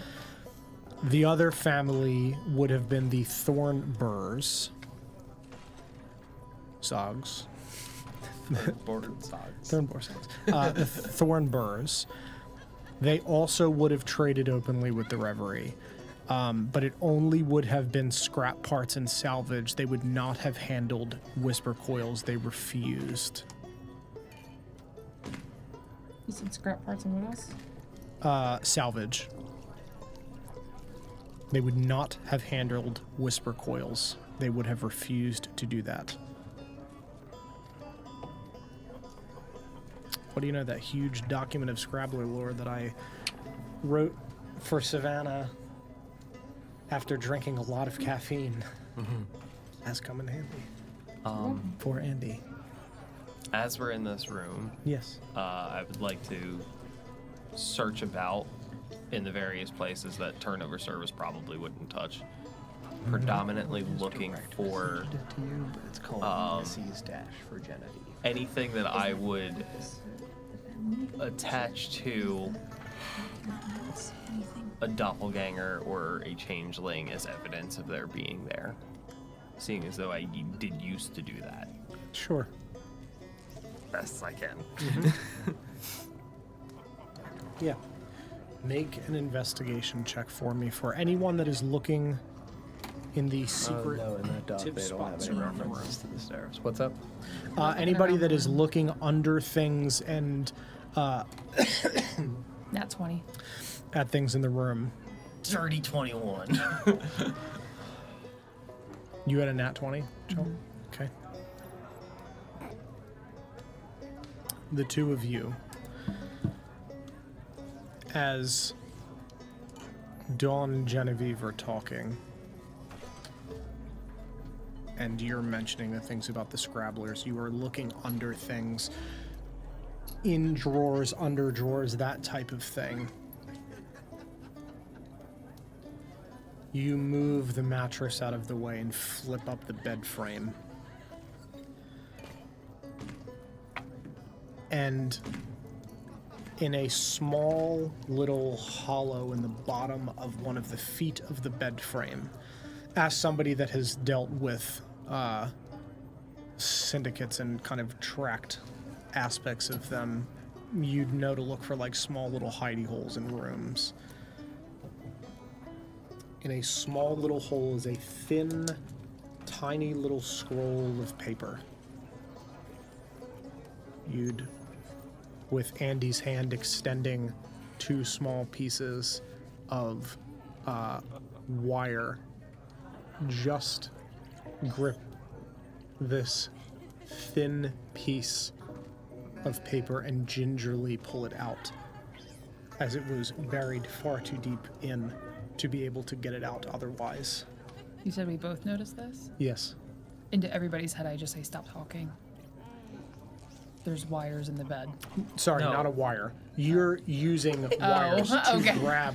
Oh, I thought you said that. I'm like, Jesus Christ, the room's bugged. No. Everybody shut the fuck up. a scroll of paper tucked okay. into a very, very small hole within the foot Bed real quick. of the bed frame. To be fair, when Ulysses entered this room originally, it was booby-trapped. Yeah, it was. Ulysses almost died entering this room because did. it was genuinely booby-trapped with a wire trap. Yes, it was.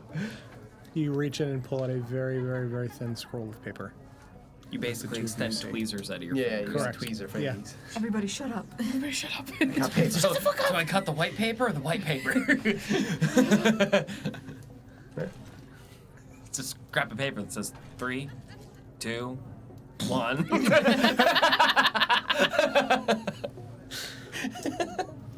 You unfurl this, like, this big piece of paper. And there is a small drawing of what looks like a church with a flower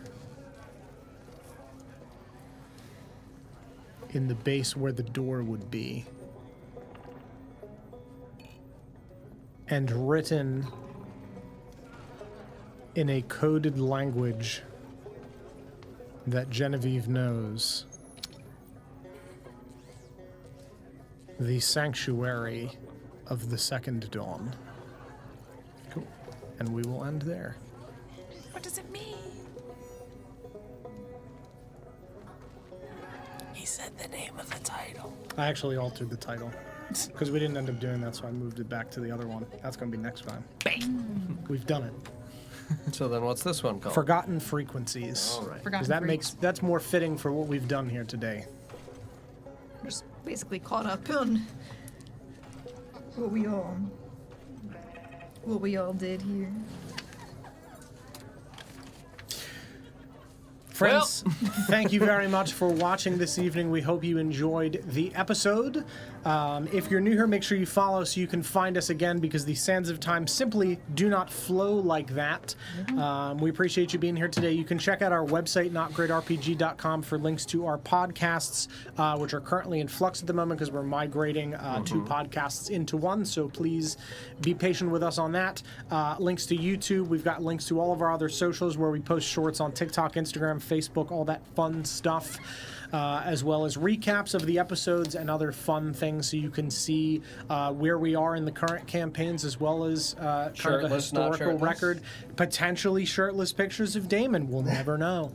That's you have to Show 'em off. you have to Let's see find 'em. the hidden page for that. We will be back next Monday at 6:30 p.m. Eastern Time. Thank you very much for hanging with us this evening. Thank you for playing. Thank you for playing. Thanks for playing. You win. You're the real MVP. You're the out real here, chat. MVPs. We'll see you next time, and be safe out there on the frontier. Goodbye. Good night.